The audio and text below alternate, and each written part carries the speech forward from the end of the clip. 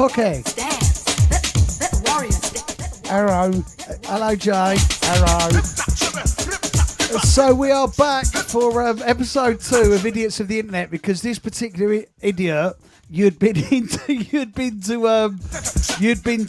Thailand a few weeks after me, so we couldn't do episode 2 as quick as I wanted to do it. But we'll just get ourselves set up, and then we will dive deeply into what Idiots of the Internet me and this guy have had to endure over the past month since the last one. You're probably the biggest idiot of the internet that I've had to endure since our last escapade. The thing is, you don't count me. You count me, but you don't count yourself in that. All right. Let's play him some tunes, all right, while we get set up.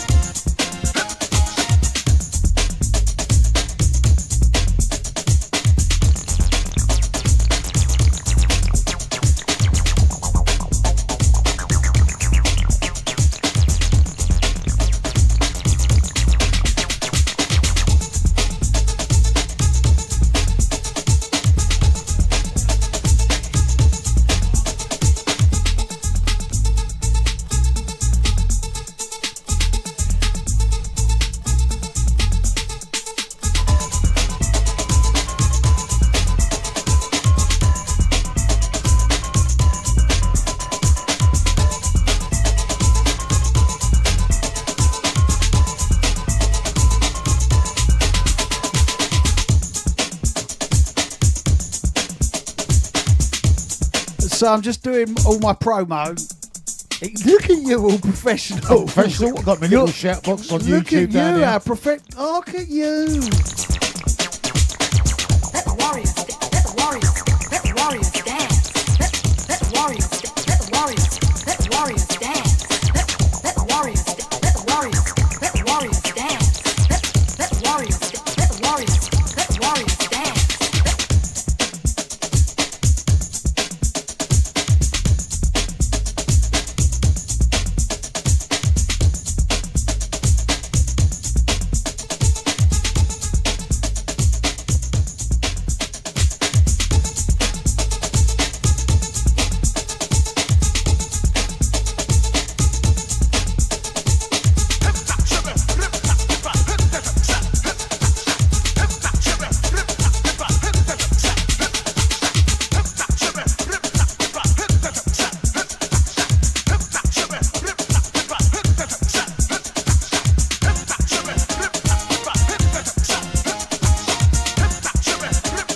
You know what's interesting, Jay? Sorry, I'm going to knock your thing here because I've just got to do something else.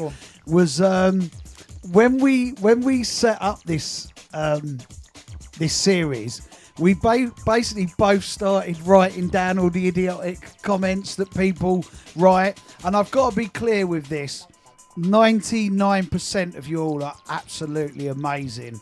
And we couldn't ask for any better. Was you doing stuff behind my head there? No, not at all. Right, but 99% of people are amazing, aren't they? But we do get... Yeah, it's just that odd one every now and then. It just goes ping. God. And you look at it and you go... just think... Oh. Right, and we basically, after the last episode, we started writing and cut and pasting everything. And it got too much, didn't it? In the end. So what... I don't know if you kept loads of your stuff... But what I've done, I've just chosen throughout this show to go back through various posts, and I guarantee you we will find the dumbest of most stupidest of comments that people leave, usually completely dumbfounded and ignorant as hell, right? We want to encourage you lot as well in the chat box, either on Underground Bass or on YouTube. What idiots of the internet have you had to encounter since the last episode in which you go, has that person just written that? Have they? And it's mental, isn't it, Jay? Yeah. It's literally, it's a crazy.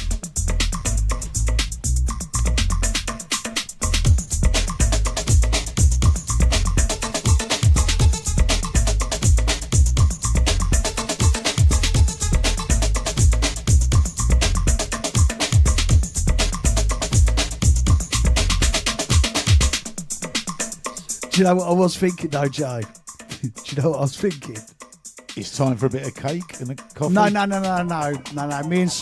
Me and Sonia went out for a nice late lunch, early dinner earlier.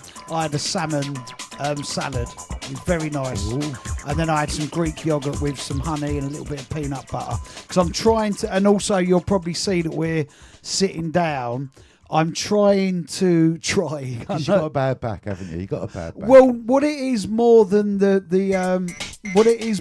bad back. At the moment, I've got all of these long sets, and so like on you're saving yourself. I'm saving myself. No, what it is so Liverpool. It took let's say it takes 5 hours to drive there, and you're literally in the same position for 5 hours all the way there. Can I just wheel back on that a minute? So you don't drive to Liverpool. No, do you? but I still. Someone drives you, yeah. Yeah. And what do you do while he's driving? I phone you, Grant Epidemic. Thank you. Sonia, when I forget the number to my expenses card. I'll speak to Arkin, Swankout, T Cuts, Jay Cunning, Pete Cannon, etc., Richie K, and on behalf of all those and people you Kid just Mad, mentioned, Paul, stop driving him so he drives himself so he doesn't ring us all up. Yeah, but we need a break from it. No. So basically, the reason why we're sitting down now, and they know this because I've been telling them, is so 5 hours to drive there in the car like this. Oh, I'm getting old. I'm a little old man's. Then I had 2 sets, an hour in one room, an hour in another. Oh, my back, I'm old. 2 hours. I'm making it sound so I'm an idiot of the internet right now. These are heavy to carry, aren't they, these USBs? Yeah, and then 5 hours back home. And and then this weekend I've got 2, 4, 5, 6. I've got 6 hours of travel back and forward from my house and 2 2-hour-long gigs. So protecting my back at my old age is pretty. And is Paul driving you again this weekend? Oh yeah. Paul's dear. out, mate. Turned into little double acts on the road, you two. Me and Paul. Yeah. Paul is one of the stars of the show in my weekly vlogs every week. Like literally, Paul is getting people like other DJs from other scenes going, "We see you in the vlog. You found the car this week, Paul. What have you been up to this week, Paul?" And he loves it. He walks down he's been walking down the street. People are going, "It's Paul. You ain't lost your car, have you?" And he loves it. You don't be offended by what I'm about to say to you. But you know when you was in Thailand and you was doing loads of videos from the pool, and I kept writing, "Oh, this is all a bit creepy now. This is really creepy." I thought the first person who I'm going to say is an idiot of the internet from the last show is you, because you was really creepy when you Not was at all. You was being really. I literally just played some music that when you're on holiday in that sunset, certain tunes just sound completely different, and that's what it was. I'd heard a couple of tunes out there. I thought, you know what, I'll just play them with a nice little video, and not realising you're actually rubbing it into people that are stuck at home in diabolical weather, and you're there in sunshine. And yeah, I thought you was well strange. Yeah, but you're just not cool enough to do something like that. That's what the problem is. And the mad thing was I was in Sonia. The Centreforce crew, we was in Thailand a few weeks before and you. Your mum. And my mum. And take your mum to look after you. And we warned them all about you. We said when this geezer comes, watch out for him. He's extra on the hunt for a lady boy. Watch out, lady boys. And do you know what? I'm going to tell you something, right? And then we'll start going through our phones and we'll start reading all the messages. But my mum, she done me in Thailand. Good. She embarrassed me in front of all the Centreforce mob, right? Like all the DJs, their wives. Obviously, Sonia's used to it. Sonia gives the same to me as my mum. But the big thing over there is 7-Eleven, right? It is. If 7-Eleven. If you've never been to Thailand, the buzz is 7-Eleven, right? So when we, I was like, I'm getting a 7-Eleven T-shirt I'm getting a 7-11 t-shirt, and when we come back, I had Golden Days in Manchester. And I was saying I'm getting a 7-11 t-shirt, and I am going to wear it up on stage at Golden Days, and that's going to be a bit of my showmanship on the night. And Odyssey Inc. were going, you're not going to wear a 7-11 t-shirt on your gig in Manchester on Saturday. I said I am. I'm going to wear it. And my mum's going, he will. He's an idiot. Of course he will. But what happened was, because as you know, I made no bones about putting on a lot of weight in recent months, or 6 months really. Yeah, no, keep going. You've put on a lot of weight. So we found a shop that had 7-11 t-shirts. Yeah. So we went in. I said, "Hello, mate. Have you got a large 7-11 top?" And Large? Yeah, right. Okay. I know where this is going already. Okay. So he went, "Yes, sir, large, blah, blah." And I can hear my mum going, large won't fit him. So I've come out the front of the shop. There's Odyssey Inc., there's his wife, there's their daughter, there's the other Centerville lot, there's Danny Pasha, his missus. My mum's gone, you've put on so much weight, that large will absolutely not fit you. And I was like, thanks, Mum. And then I come back, Jay. You didn't try on in the shop? No, because once she knows me better than me, and Sonia's going, I've been telling him. So it was like a double hit. And then basically, I have been very conscious because of my back. When I'm playing these longer sets, it's all good and well going, I'm doing 6 hours and 4 hours and da-da-da. But we are now, Jay, we are getting older. So as you know, I've been back down the gym every morning, and I make no bones that I'd got up to 16 stone, which I was embarrassed of because I was 22 stone. Then I got down to 14 stone. That was my lowest a few years ago, wasn't it? And I got on the scales, and I was 16, and I was really like, oh dear.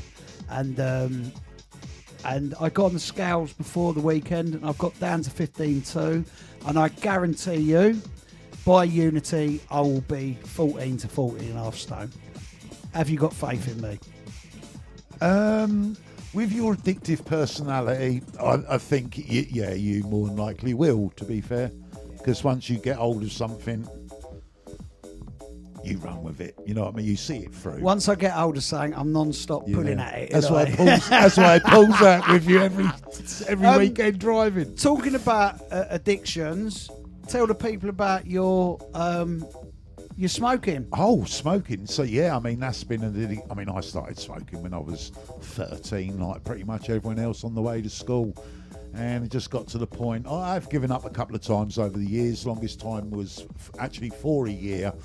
But, I just got to the point where I'm realising, not realising, I had a day where I just sort of thought to myself, getting on. Past few years I looked after myself, but getting rid of 6 stone, exercising more, doing stuff, being a little bit more careful about what I eat. Obviously, bit of diabetes as everyone gets as they get older, and I just said to myself, this is the time that I've got to stop smoking. And always before, it's always got, I'm going to quit. You give up and you have an odd little one. You just go, if I have one, they'll just see me through a day or two. That I've changed the approach on it this time. I've said that I'm going to stop smoking, which means you stop. Once you stop, you stop. And how have you got on with that? Like watching the football yesterday and high intensity situations. How have you got on? Because I know you, and I know that when we when we put on our festival or our holiday abroad, what happens is Jay does all the driving up and down the strip, and the strip's like 2 miles long. 2 miles long. He has about 3 fags going from one end of the 2 mile strip to the other. So you are a full-on mental chain smoker. And when he watches a West Ham game, doesn't matter whether they're winning or losing, he smokes 20 fags Yeah. during the West Ham. Yeah, see? So here's the thing with the football, with the smoking in this, literally in the space of just over a week. So I was still smoking when we played Man United just on over a week ago. During that game, my watch gave me 4 alerts about that my blood pressure and my heart arrhythmia was dangerous. And it's sort of like, wow, just from so I would literally go, right, let's have a fag then, that'll cure it. You have a fag, you're getting more stressed over the game. Now this week's game, although we drew 0-0, and I didn't get no warnings, I was just so easy with the stress, more in control. So yes, as long as the football keeps going the right way, the stress level we should keep low. How have you been with trying to reach, like, when you've wanted one? Well, luckily when I've wanted one, there hasn't been any there. So, Right. I mean, that's the first port of call. There has been instances of where you've done things that when you complete that, the first thing you do is have a cigarette.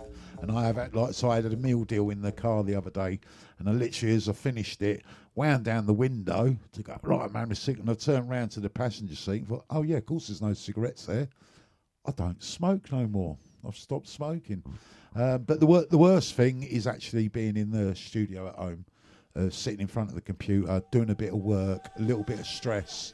I am finding myself putting my hand out to where the cigarettes always used to be, and as my hand's getting there, I'm going, no, of course there ain't none there, you don't smoke no more. So odd occasion I've had to get up, have a little walk around, go for a drive or something. But yeah, it's all working. It's anyone will tell you that's given up smoking, it is the hardest thing going, and it's just a case of what works for you works for you.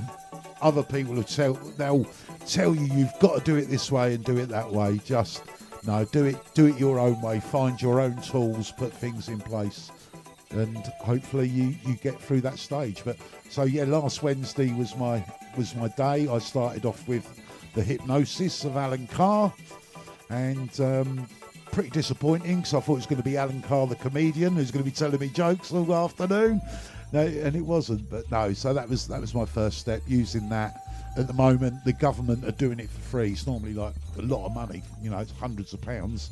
The councils are now giving it away free to get people off this terrible.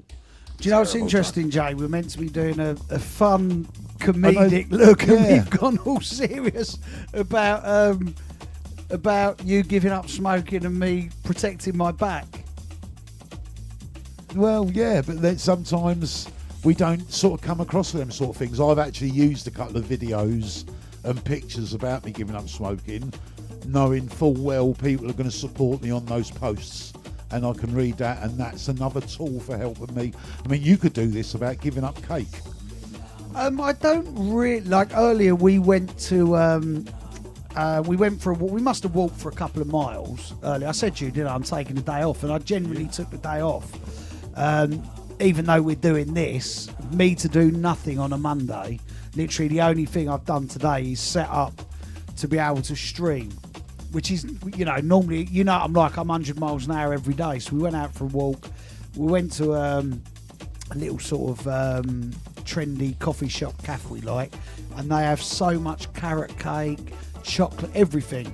And I resisted, and I resisted. You had no cake whatsoever. No cake whatsoever, and I had a salmon salad, and I had Greek yogurt with a little bit of peanut butter and a little bit of natural honey, as opposed to a full-on cake rush. Cake fest, yeah. An absolute cake fest, yeah.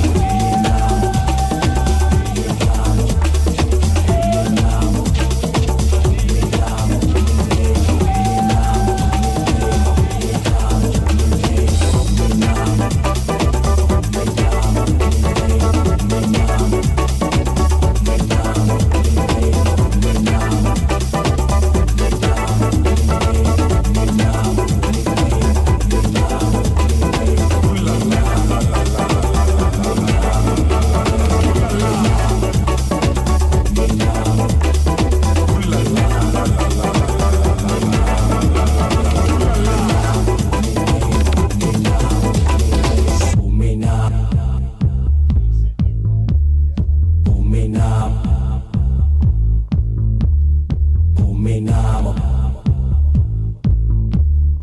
Uminamo.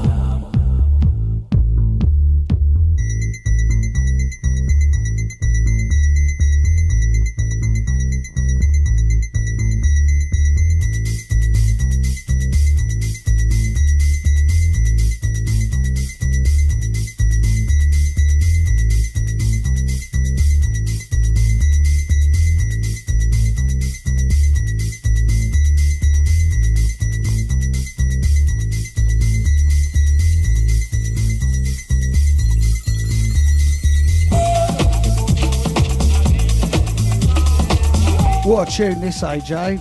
Did you used to play this at Milwaukee's? No. What? No. What year is What this? do you mean you What year ne- is this? Yeah, get out of this No, no, room no. now. Get out of my pub. This is 1990. I No, was you in- weren't cool enough I then, thought- was ya? You No, weren't. nine- You were 1990, I was in doing the wet t-shirt competitions down in. Lorette de Mar, 1990. Doing wet t-shirt competitions there. No, How well, did you- similar to that sort of Get thing. out of this room. You Yeah. didn't. You don't know because this tune. You got to Get think out so of much, this room. so much stuff just didn't get out to Spain. You know. This just confirms everything I know.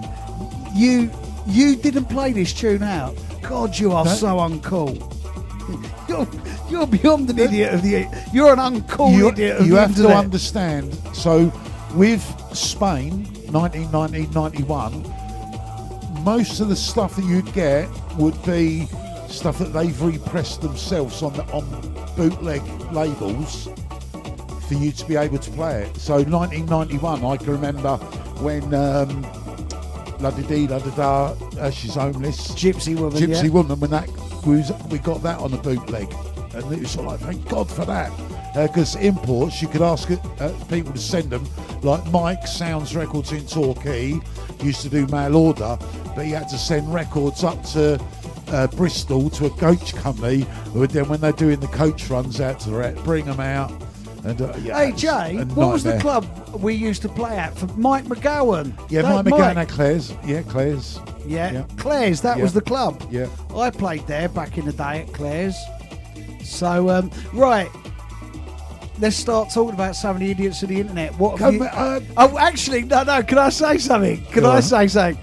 We've actually got a real live one in the chat room of YouTube, and you know what I'm going to say. Oh, no. Paul O'Sullivan. I'm going to say Paul O'Sullivan isn't an idiot of the internet. He's a troll, a wannabe troll that loves to get involved, have a little bit of banter about things, this, that, and the other. But he's not an idiot by any chance. I speak to him every day, and have you seen? See, we haven't really told you about it because we don't want you to come and bring the vibe down, right? But me and Paul are into a page called Cooper's Live, and it's a pub in Liverpool. I know right? about it. I know No, about you it. don't. I You do. don't It's a act pub like- in Liverpool. Don't act where like you're it's on. just a Don't live act, camera. Don't People act are like, coming in. Don't It's- act like you're on the inside of. And do you know of what? my It is the team. sort of place that Paul O'Sullivan would go looking for birds. Oh, isn't it? 1,000,000%. 1,000,000%, right?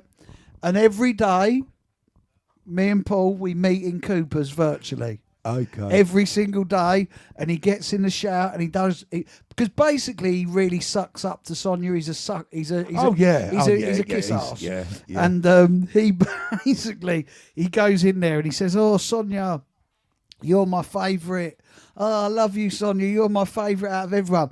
And he tries to get her attention via the Cooper's Live, but we haven't told you about it because we don't want you, or Paul don't want you I in know there all about it. taking Know his about it. shine from all the 60-year-old milfs and gilfs in there because they're your stamp. They're all a bit of you. That's my audience. Right, Yeah. Yeah. out of your notes that you did start making about idiots of the No, they're internet. gone, mate. They're gone, mate. I used a different phone when I was out there. Oh right, okay. Yeah. So have you- I am an idiot having two phones. so Yeah. has there been anything of note that's really blown you away? No, but the biggest thing for me since we done episode 1, do we need a little bit of background? You can have a little bit of Go on. background music, boy. Is the rise of the social media people that it's just a Sharon or a Dave where they've changed their page to be monetized and they're literally putting stuff out there, fishing for likes or whatever to earn some money out of it. What, like at you? the moment, That's no, what no, you no. do. No, I only do stuff that I want to do, but they then say, "Oh, I think Lucy Letby's innocent. Read this," and just getting people hooked on stuff that just for their own monetization. They got nothing to do with them whatsoever. You know. Do you ever put out opinions of things of this, that, and the other?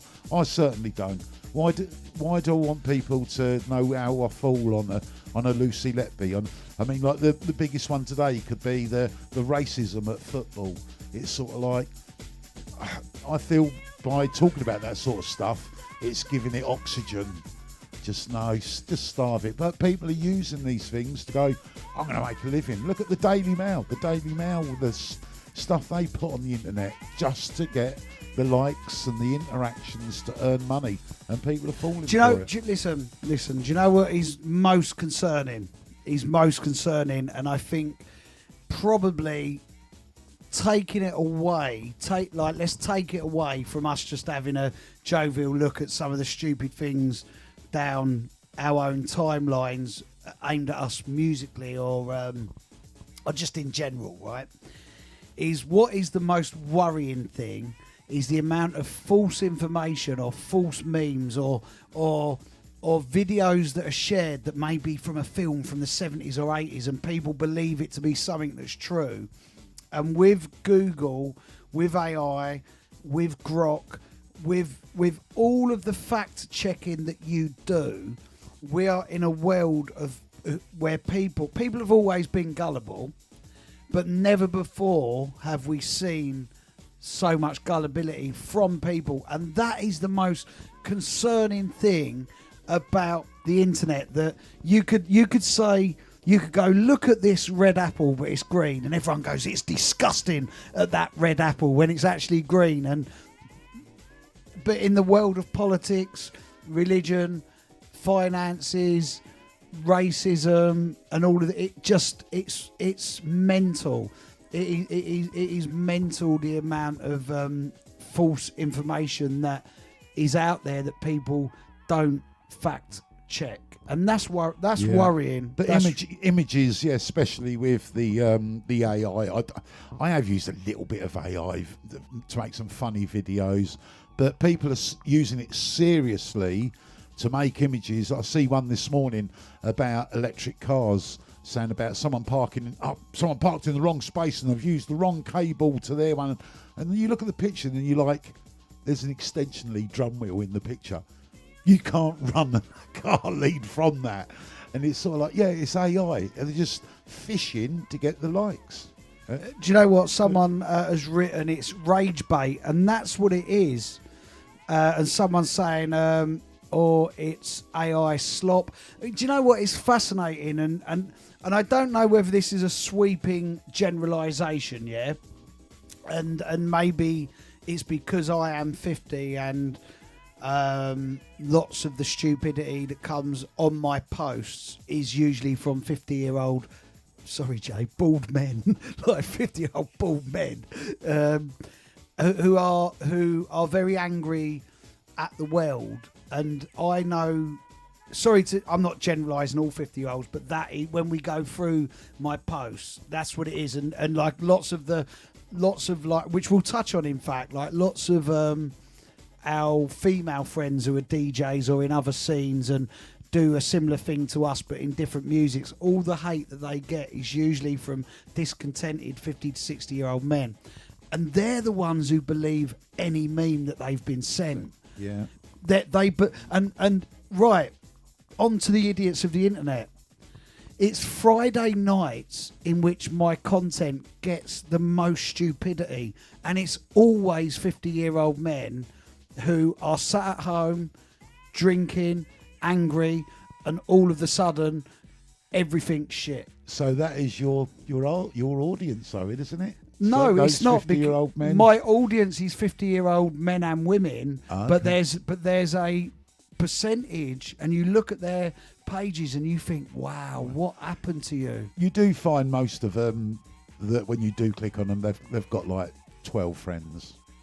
And they're And you're like, so is this even like a made-up account for you, that someone's using to get their anger out on people because they don't want their real page to be outed? Because let's face it, nowadays, the amount of people that just report stuff straight away, people's accounts must be getting closed down left, right and centre.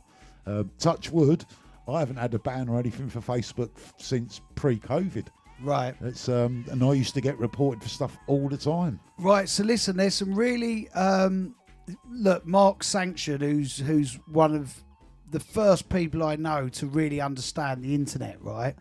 He says anger is very much monetized at this moment. Now, we speak about this all the time. So my internet, my pages are monetized, as you know. The stuff with music on is not monetized because any money that stuff makes, it goes elsewhere to the people who have made the music. But when it comes to all of the shorts from the podcast, when it comes to putting up pictures and stuff like that, as you know, I have a very healthy business purely from my content. And what happens is, so I could share something, and I'll give you a perfect example, right? So when we had Davinia Taylor on, obviously same age as me,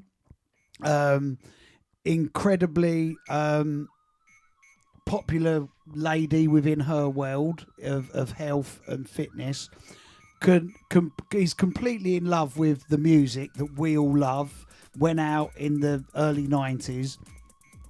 So some of the footage that I put up from her interview blew up. Literally, some of it had millions and millions and millions of views. So that content is monetized, Jay. So it makes money. It pays to be able to do the podcast. But what happens is, and to Sanction's point, this is what's really, really interesting, where Sanction has said anger is monetized, right?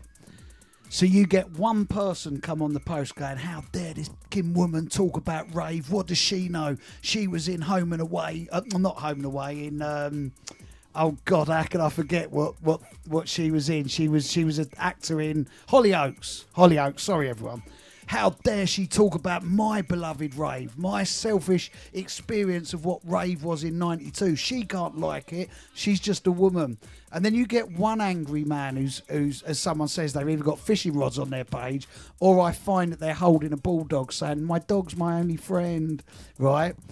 And you get one, and then what Facebook algorithm does, it goes, oh, this post has had millions of views. Let's put in Gillette razors for other 50-year-old men. And then all of a sudden, it finds people who do not follow my pages whatsoever, but it finds people that go, we hate this woman, we hate this geezer with I get called fat four-eyed tosser and all kinds of things. Now, if you call me that, it's a form of endearment, yeah, right? Fatty four-eyes. You get these people, and it always comes on a Friday night. Like, all of a sudden, I'll be looking at a post that is like weeks and weeks old, that has done what it's got to do. It's promoted a podcast, or it's promoted a gig, or it's me going, do you remember this tune? Come and check out Floyd Dice's podcast.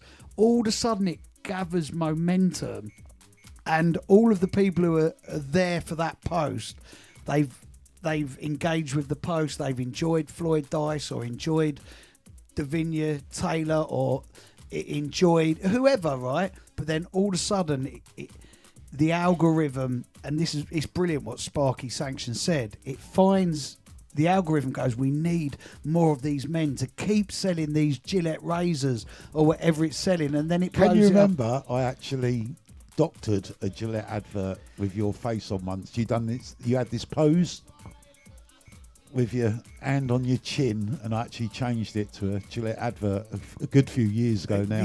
One of the first memes. But yeah, so I mean, obviously this thing of that, it's literally hatred and whatever, but Dan Darkness has said any reactions on posts with pages are monetized adds to it. yeah, people try to get reactions, but yeah, it's just not a bit of me. I just like want to be everything, be positive, and can have a little joke and a jest about. But yeah, some of the way people go on it all is pretty dark and horrible. Yeah, some people can be incredibly dark, and I'll go to the post in a bit. I did a post, I think it must have been a month ago, where I spoke about how you called it dark. It can be quite disturbing how people react to you, and what was most interesting, and I'll go and find it while you talk or I play the next record, was the amount of women, and obviously I was alerted to it by my own daughter when she started DJing, and we couldn't believe some of the things people were, men again, 40 to 50-year-old men were saying to her about her being a DJ and liking music. And the amount of people, and I said this to you, didn't I? Successful women from other genres saying to me, thanks for what you said. I've had to shut my TikTok down because of these are successful people, like touring DJs with massive acts, who said we can't handle seeing it. And the interesting thing, Jay, is if, like me, I have 10 million views a month, as you know, across my stuff. It's a very active set of platforms that I have, and it's so easy for someone to say just ignore them. My personality is, of course, we find a joke in it, but when you're getting, what do I get, Jay? Thousands of notifications a day, sometimes thousands an hour if a post blows up. You can't be off ignoring it when someone says really bad things, but you think to yourself, what happened to you? Yeah, another thing is, do you not find also when someone starts that, if you've got a thread going or on whatever it is, as soon as that one person jumps in with both feet doing that, it then everything else sort of starts slowing down. As if people see that one, it highlights that one, and people think, oh, I ain't gonna bother commenting. For argument's sake, the interview we done about Milwaukee's. Now, one of the last comments on there was someone going, oh, right, you're to blame for ruining Milwaukee's for getting rid of ESP and Helter Skelter. To which I replied, no, mate, you should be thanking me because I made Milwaukee's get even better. And not only that, Dreamscape and Helter Skelter went on to bigger things. And it's sort of, you sat there scratching your head thinking, right, the bloke's hated on me because he sees it in one way, and sorry, mate, but you're wrong. Do you know the most interesting thing that I've encountered in the past 4 weeks? Carl Cox, the most recognisable DJ in the world, right? Everyone knows Carl Cox. So when DJ Fantasy did his podcast with me, he mentioned how close him and Carl Cox were. And I cut this clip out because Fantasy really highlighted their friendship, what they did, told a brilliant story about them being on tour and how Carl Cox went techno and Steve went darker drum and bass. And Carl was managing Fantasy at the time, and he was on his agency. And Carl said to Fantasy, when they was on tour in Australia in '93, Steve, I'm going the techno route. Do you want to come with me? And Steve basically said, no, mate, I'm sticking with my drum and bass, my dark drum and bass. So I done this clip. I thought it was the most amazing, interesting clip about these two people's life at that point, of like why Steve Fantasy went the drum and bass and why Carl Cox went this, and they were literally like brothers, as he says.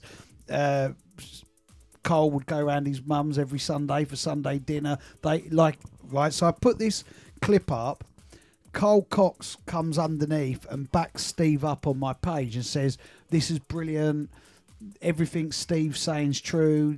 What happened, how this happened like this, how we went our different ways musically. And Carl Cox over the years commented lots on my posts. Like if I share an acid tune, or he really loves to get involved if I share a Ron Wells Basement tune. You know, he's like all of us. He has that passion and nostalgia. What happens whenever he comes on my page to talk to the old school world and share the same love that they have? The music you play now is shit, mate. Why did you desert hardcore? Who do you think you are? Da, da, da, da, da. Now, this is Carl Cox, the most recognisable man in the world, millions of pounds made a month. Like, I've DJ'd at festivals on other stages where he's he has like 3 massive tour buses with his crew and his team, and you know, this man plays different countries in the same night. We go to Doncaster and Milton Keynes in the same night.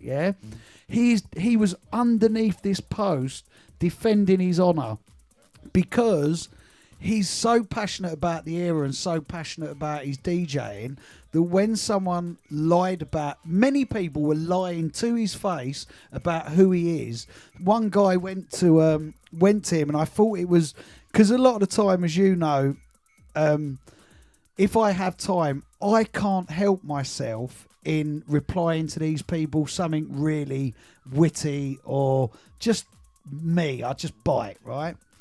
So this post, you know, most people are saying to him, "Oh, Carl Cox, we remember you from this set and that set, and we went and heard you in Ibiza." And but you know, a guy, but he had the most pointless hates just because he stopped doing hardcore, right? And a guy goes to him, "I'm no expert, mate, but that music you play in Ibiza is shit."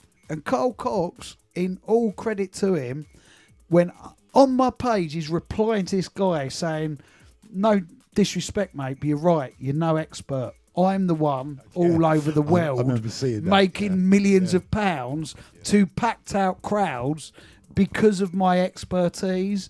And Om Unit, I don't know if you're aware of Om Unit, really, really cool producer. Like, look, if you don't know him, look up his music, Om Unit. And he wrote something underneath my page, which I'd never actually thought about before, and I could probably go and find it, in which he said, "Dan, what is sad about music is people selfishly let a genre or what they think to be their selfish truth define them and define what they think's right, i.e.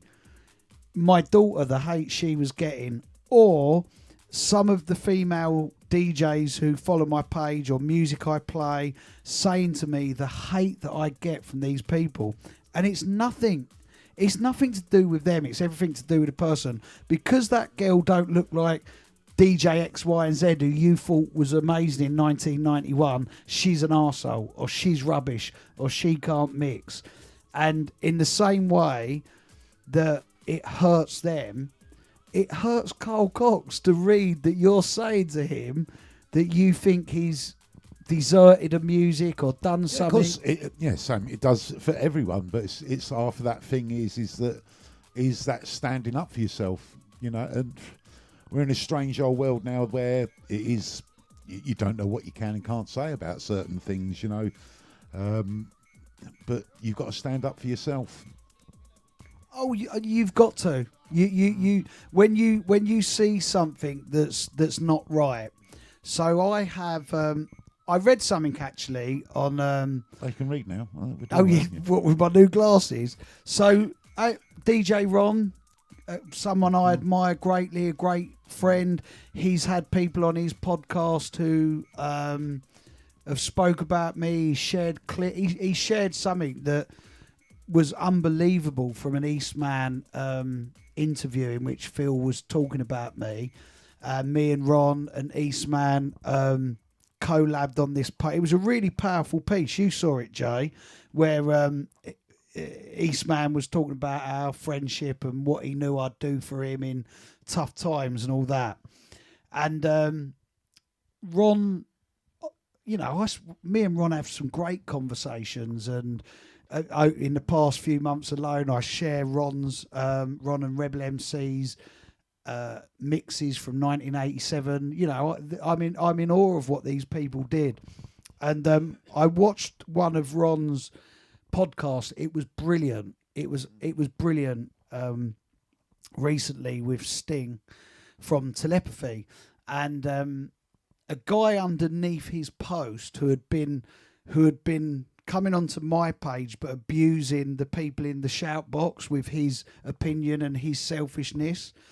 So he says underneath this Ron post, it's good to have you back. I'm sick of that Billy Bunter. He's been trying to take your audience for your thing.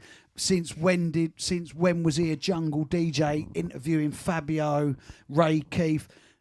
And he was vitriolic toward me, right? And I'm like, this guy's an idiot, because I've known these people since before there was a jungle scene. And they come on my podcast to talk about the rave and the acid house.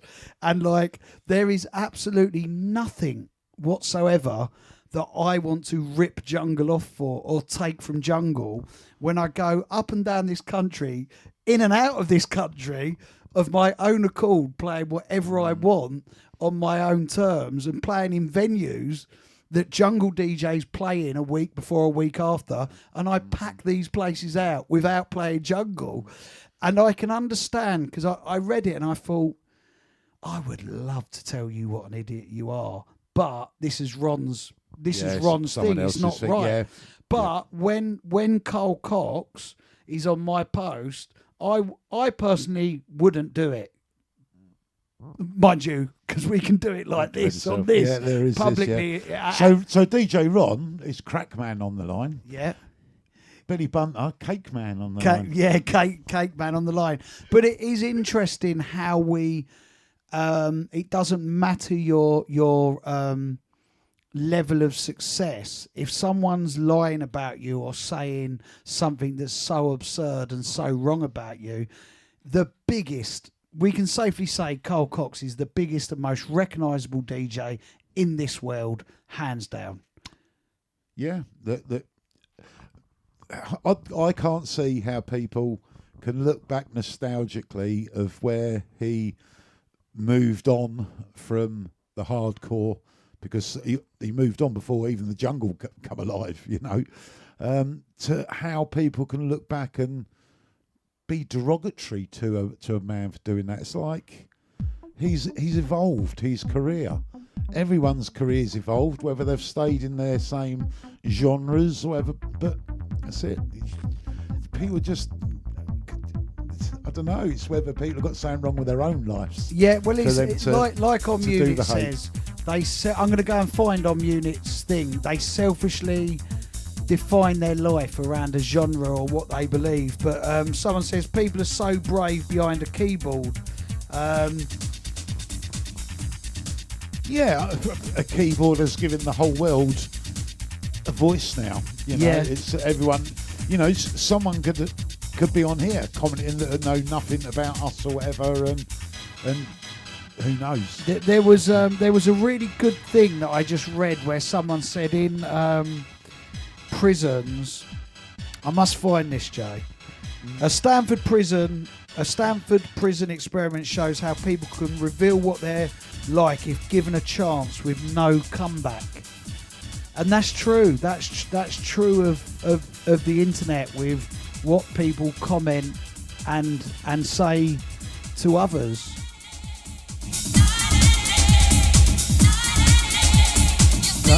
I'm having a lozenge. This is instead of a cigarette. If you have one of these, that means you're having a cigarette and you don't smoke.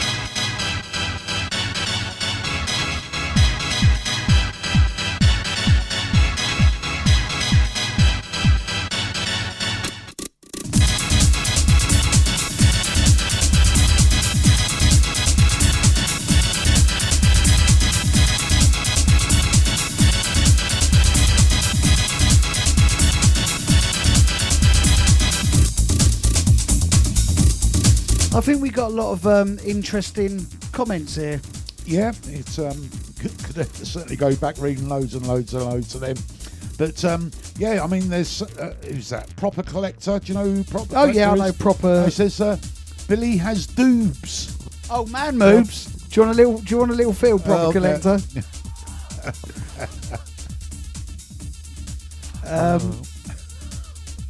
What else have we got here? I don't know. I'm still. Someone lost. said, oh right, Dizzy Blonde. I know she's come under a lot of stuff over the years, and she says, for a good year I've not used social media like I used to. It's toxic. I hardly write a status, just share events and music. Now I have this thing that I don't believe that we should stop because what other people think of us or the stupidity that they show. She should not do that.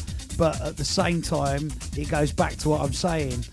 If Cole Cox feels the need to reply, then I get that it hurts people when they see it. If someone's got to take themselves away from it for a little while, then that's their way of coping with it. You could, it's sort of getting back to the smoking thing. Whatever works for you, use that tool. But you know, we're saying stand up to people.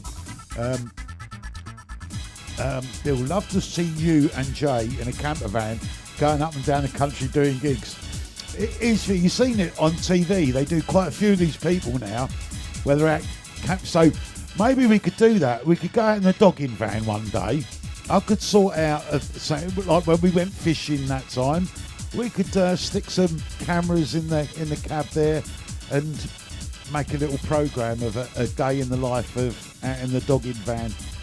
Maybe another bit of fishing, shooting dildos out of a tree. Right, so Paul says, the trouble is a lot of people share that view about Cole Cox. That's fair enough for people to go, oh, well, we don't like what you play now, or why did you leave it? Why didn't you do? Well, Fantasy explains perfectly why he didn't do it, and Cole Cox himself, but it's when people are so hateful and spiteful to someone they don't know just because he chose to take a different path with his life. It doesn't make it correct because a load of people think, oh, it's rubbish what he did. What's rubbish to one person's amazing to others, you know. He's the one playing to 10, 20, 30, 50, 100,000 people, while actually the music that we all love and share, the old school rave, the hardcore, the jungle, it's a very niche thing for a far smaller audience, and it doesn't make neither right or wrong. It doesn't make neither of those right or wrong. Donna says she loves these conversations with us. Nev says, Cole Cox simply loves electronic music in all his forms. How can any small-minded people stuck in the past question that? Darkness says, it's a bit like football teams, people choosing genres. It's so strange. It is. I find the whole genre hate thing and the genre segregation so strange. I can understand that you can't have like every single genre played in one night. That's rhythmically and musically not possible. But if a DJ wants to look, music is so honest. You might go and get a set at a jungle club or a house club, but you might be known as an old school DJ, but you might get there and not shine. You might not get there and not shine. So therefore, you might not be invited back. However, I know in my case, I can go to a house club and do my thing. I can go to a hardcore, a jungle, an acid house, and do my thing in each of those things. Not because there's money to be made, but I'm passionate about that. I'm yet to meet anyone in music who does something for money and he's a success at it. You have to have that passion for it to work. Yeah. That's how the whole thing moves along. Yeah, but it is interesting how some people just get so, the music genres and the football, how some people can just become so narrow-minded about saying, I see something yesterday, the Arsenal Tottenham. I mean, as a West Ham fan, I'm going to tell you that rivalry between Tottenham and Arsenal isn't real proper football rivalry. Simply look at the gap between the two supporters. There's like about 10 police officers that are down that side. If that was proper rivalry, there would be tons and tons of coppers segregating them from trying to get at each other. So football's moved on from that. But yesterday, a Tottenham supporter held up a picture of Declan Rice's wife to Declan Rice when he was, I can't remember, taking a free kick or something, because a lot of people take the mickey out of him that his wife isn't a wag standard woman, and this Tottenham supporters giving him abuse about his missus. And it's sort of like, my God, where you got to be in your life to go to support your football team, to have a go at an opposing player about their wife? It's like, that's just the most strangest very, position very to be strange. in. Something that's getting brought up is gatekeeping about genres, and again, this is funny. So I did a post, and actually I think this wasn't where Unit commented on it. Unit breaks it. He's very intelligent actually, Unit, the way he breaks these things down. But I did this video, and in massive yellow writing it said, "DJ Focus, chill out." And I've shared the record a few times over the years, and every time it meets rapturous applause. The recordings label, Vinyl Fanatics, have repressed it a couple of times based on me promoting it. Like I've tastemakered the track. I used to play it on Cool FM 15 years ago when I was on. A remix that I did for Suburban Bass was based around Focus. I used to play it in the original days. I think it's one of the greatest future thinking, darker 93 tracks ever made, right? So I shared it and I went, DJ Focus, chill out, get over to Vinyl Fanatics to get the new repress. Big yellow writing.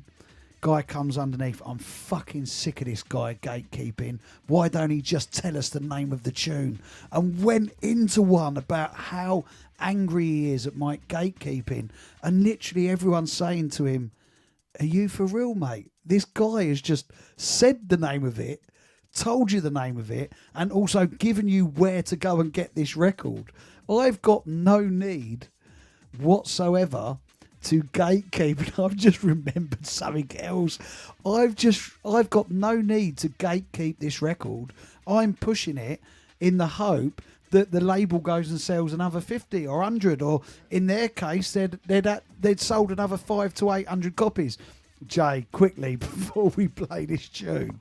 So Richie K. So I do Idiots of the Internet with you, and then me and Richie do our geeky. We're geeks. We geek over. You call it Geeky Weekly. Geeky Weekly, and we geek out, right?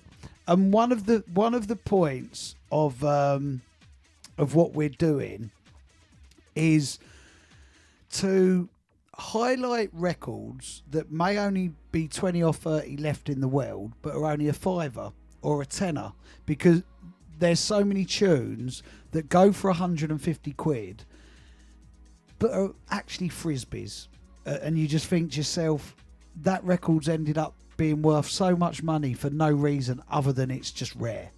And one thing that me and Rich are into is on our monthly Mondays, he's saying, look, there's this record by Edzy Unique 3. You won't know it. You won't know this second track on the B-side, but there's only 20 left in the world. It's a £10. Please just go and get it. Right? And a number of times now, we've completely cleared out a record. I've done it on my social media posts. Discogs do I don't know if they still do it, but they do a roundup of like tracks that have sold the most in that month. And many, many, many times over the past year, the records that I've pushed have ended up being like the number one selling track of that month on Discogs. So I got tagged in a page, Dad's old vinyl. Really good Yeah, I know page. that group, yep. Really good page. I love pages like that celebrate the music and celebrate vinyl. So I get tagged in this post about the amount of cheap records that are now sold out and are no longer cheap, because all 20 or 30 went in that instance, and then you get someone come along and go, oh, let's just try and get 100 quid for that because all of a sudden it's scarce. I was getting the blame for playing the vinyl market like a stock market for monetary gain. And I've had to go on this post and go, I'm not the one selling these records. I've alerted the audience who follow me that, guys, me and my friend Richie, we're absolute geeks when it comes to vinyl. Our life revolves around this. It's Richie more than me with his book. And we just want you to know that there's this really rare B-side that we don't think you'll know that you'll go and get for £5. One geezer was furious at me because it had been in his wants list for something like 5 years, and all of a sudden every copy in the world had gone and it was all my fault. And someone's going, Billy Bunter plays this like the stock market for his own gain. I haven't even got a record up for sale on Discogs, and people view it that you're doing everything for money. I'm not playing this music for money. I'm playing this music, one, in the chill out case of focus. I'm not doing this to gatekeep. I'm doing it to push an amazing record that I get no gain out of. In the same way, I want to alert people who watch me and Richie that there is records out there that are far better than the amount of things that get reissued or are £150. Yeah, I mean, I am not a follower by any stretch of the imagination of all the new stuff that's coming out. People not recreating old stuff, but making stuff like the 93, 94, 90 and all that. I don't follow all that, but yeah, there seems to be a lot of people going around on that, having a good old moan up of, yeah, I've got an original, it's worth so now you're doing a reprint, a repress, it's now everyone can get it. It's not fair. Yeah, I mean, I get messages normally at least one a week about repressing In Complete Darkness. I can't get hold of it. I can't afford the 140 quid. And it's sort of like, yeah, and then as soon as you think of doing something like that, then you got people moaning that, no, I wanted 140 quid for mine, now there's a repress, I can't get, it's like, oh dear, no matter what you do, there's always someone out there who wants to have a little pop, a little moan at something. Yeah, and the vinyl, kind of like the vinyl scene can be very touchy and temperamental, because again, it goes back to that thing of like people's selfish experience of that record or of that moment in time. So you've just actually made me realise I didn't hate on something in the past week. I just something tweaked my curiosity. There's a repress of an old tune, and it could be Nebula 2. And I see it, thought, oh great, and then on the video, it's got Night Force on the low, and I'm like, why? You're buying it was Pennywise, brilliant tune. I'm thinking, why has that not got the original Pennywise logo on it?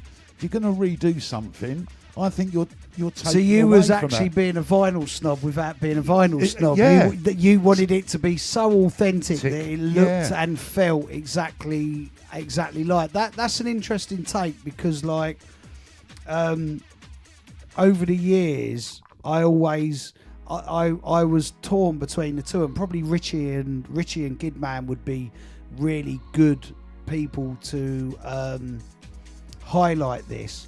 And actually, there's a lot of vinyl heads in there.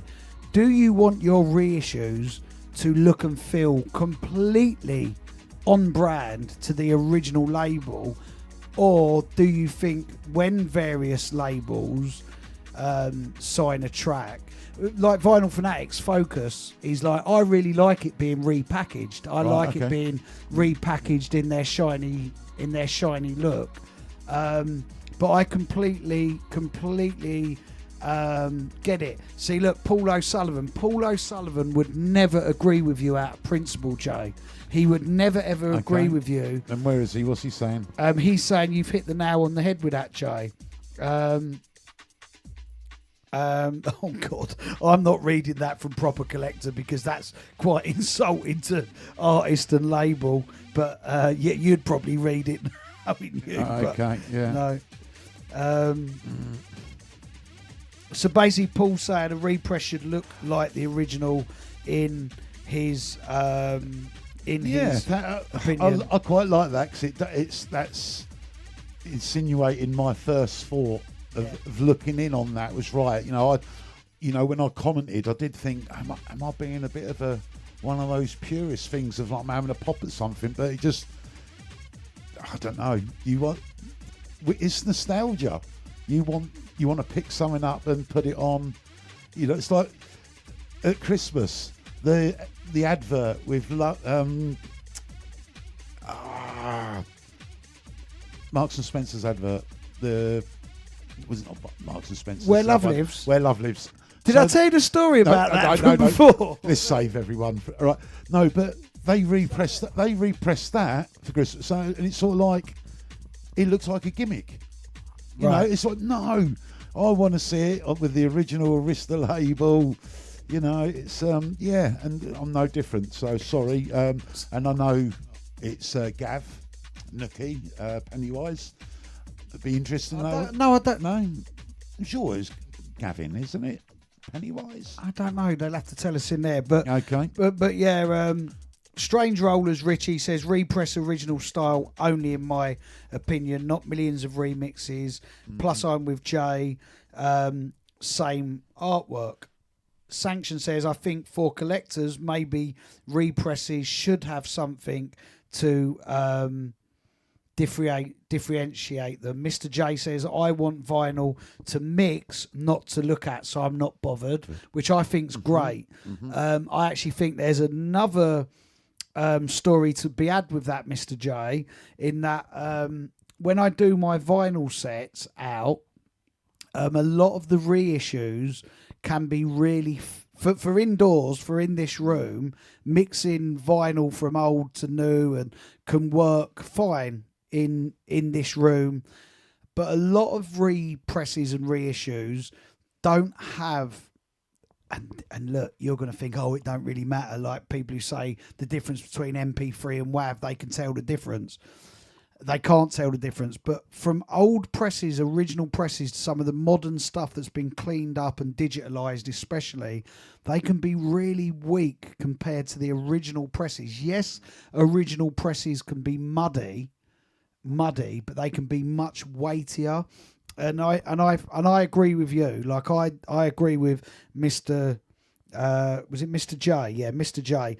I'm indifferent as a DJ of mixing records to new or old presses. However, as probably one of the only people on a professional level that plays vinyl sets still, to large crowds, like one of the pinnacles of each year of my career, and it be happening again this year, is the 3-hour set at S Paradise, strictly vinyl. It's a pinnacle moment in my career from year to year, and a lot of the reissues and represses do not hold up in weight. You don't notice in your own, you don't notice in a small room, but you notice in But just a quick thing, it's a Dan Darkness has mentioned about a car, and that instantly made me think of when Ford, a couple of years ago, announced they were going to do a new version of the Capri. It was like, oh my God, when I was young, I so wanted the JPS 2.8 Capri. And I was like, I can't wait. And then the picture come out, and you're like, hold on a minute. How could that possibly be a Capri? It has nothing on it whatsoever to define it as a Capri. So that's worked with a bit of vinyl to make it. Going off course here. Sorry, Jay. Someone says I hear Cy is out of retirement. One of the shortest retirements in the history of retirement. Simon, he was on before me at. He was on before me in the hardcore room on Saturday.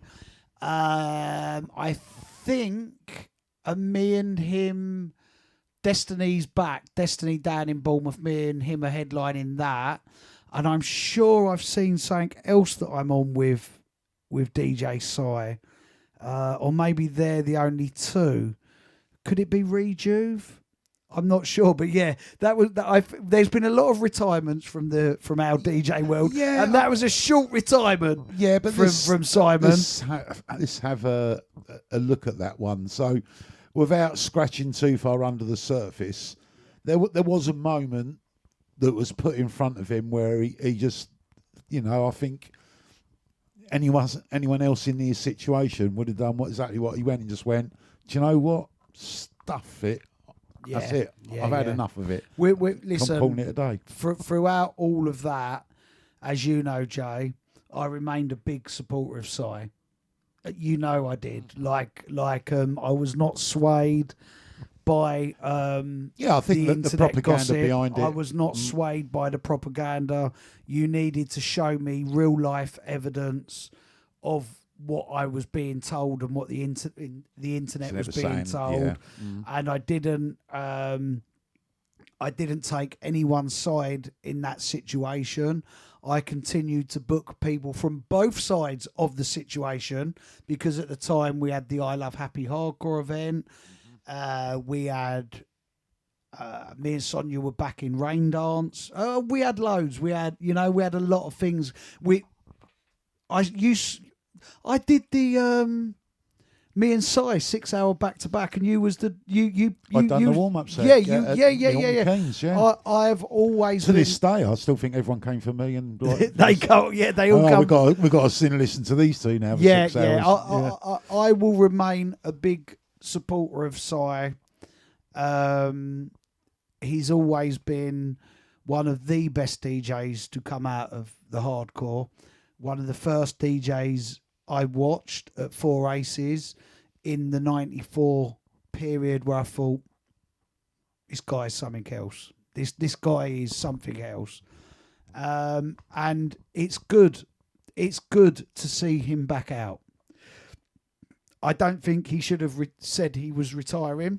Yeah, but I understand why. That situation. I understand why.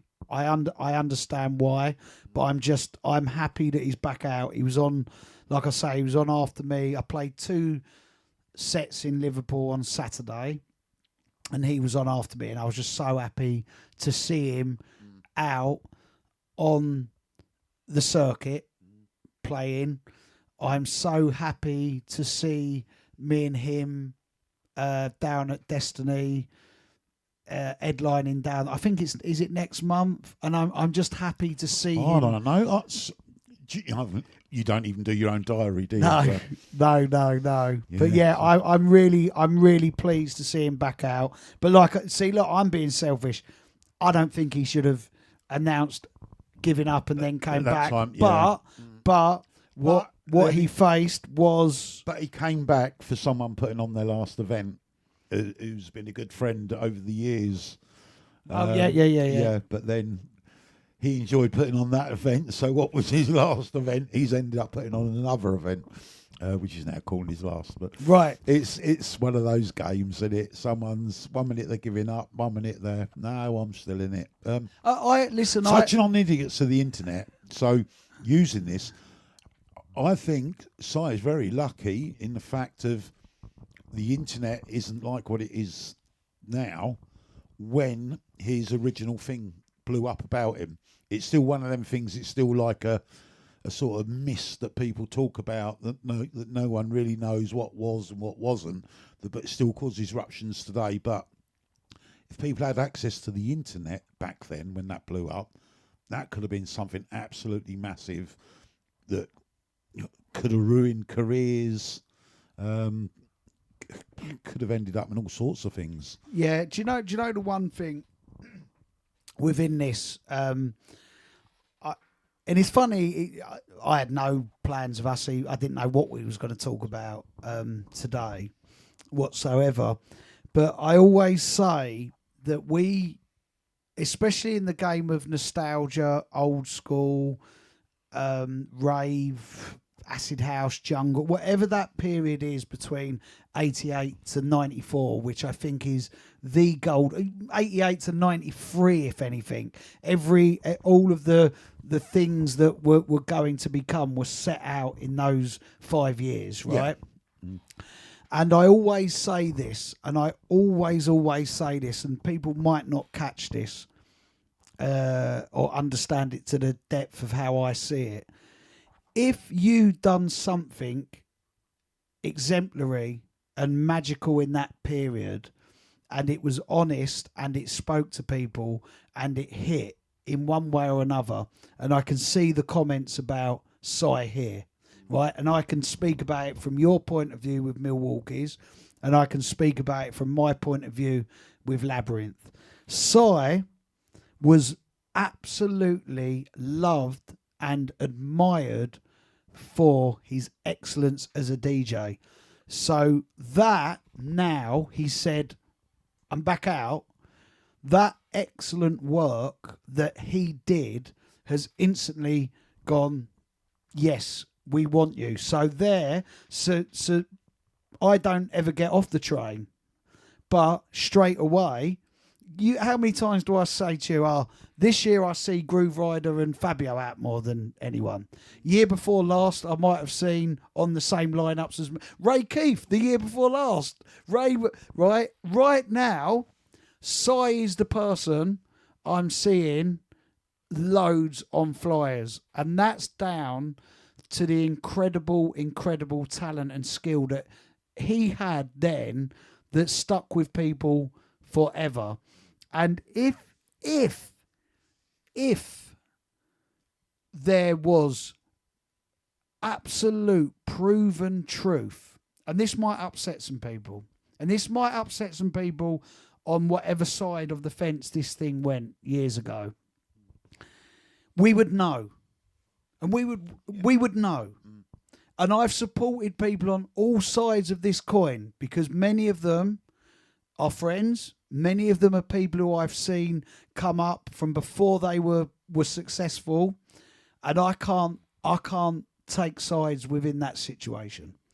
All I know is Sai is rewarded for his absolute talents all these years ago.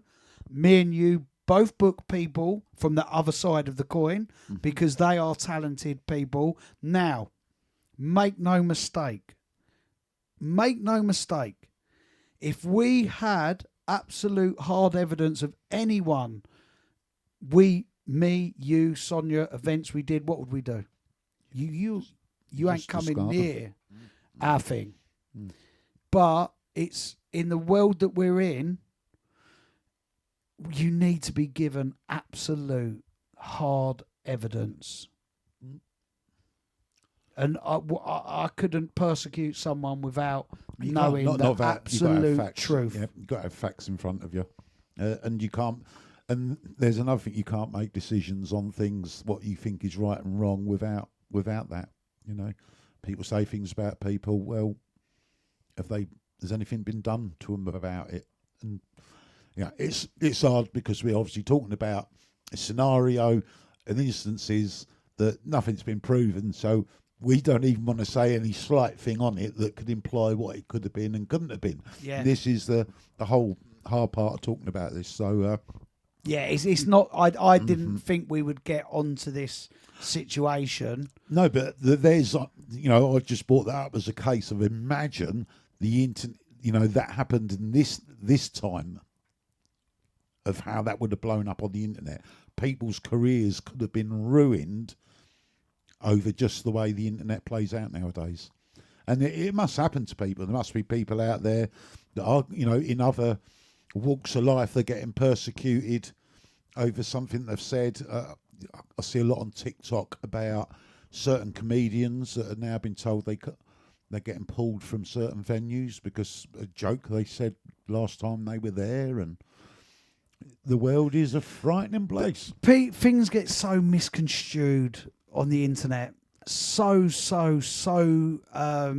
misconstrued. Like, I saw a thing the other day where an artist had put a track up that wasn't a very good track, and some really big other drum and bass DJs had weighed in on how bad this track was. And I don't want to amplify the situation, so I'm not going to mention all of the artists' names.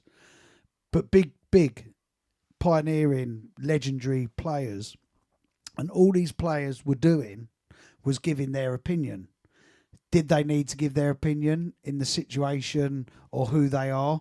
Is the same way is should Carl Cox reply to people who are hating on him? We're all only human. They're only human, and they are passionate about what they believe in, and they want to say, well, this version of this new version of drum and bass that is being done is awful. Basically, a good tune's a good tune, a bad tune's a bad tune. Who is anyone to decide what someone likes or doesn't like? However, we are in an age where you might not accept that person doesn't like your tune or the tone, and you can say, and what I noticed was a whole load of lies thrown on those two artists who had said they didn't like this track. And the artist was, well, they don't say gay anymore, they say queer, don't they? Was a queer artist. So all of a sudden these two artists were gunned down for being homophobic. They wasn't. They was merely saying, we don't like this tune. What the fuck is this shit? But in the world that we're in, and in a world where people can put a meme out or a video that's not the truth and people believe it, people can fire into that internet, well, you don't like that tune, so you must be X, Y, and Z. Yeah. And that is worrying.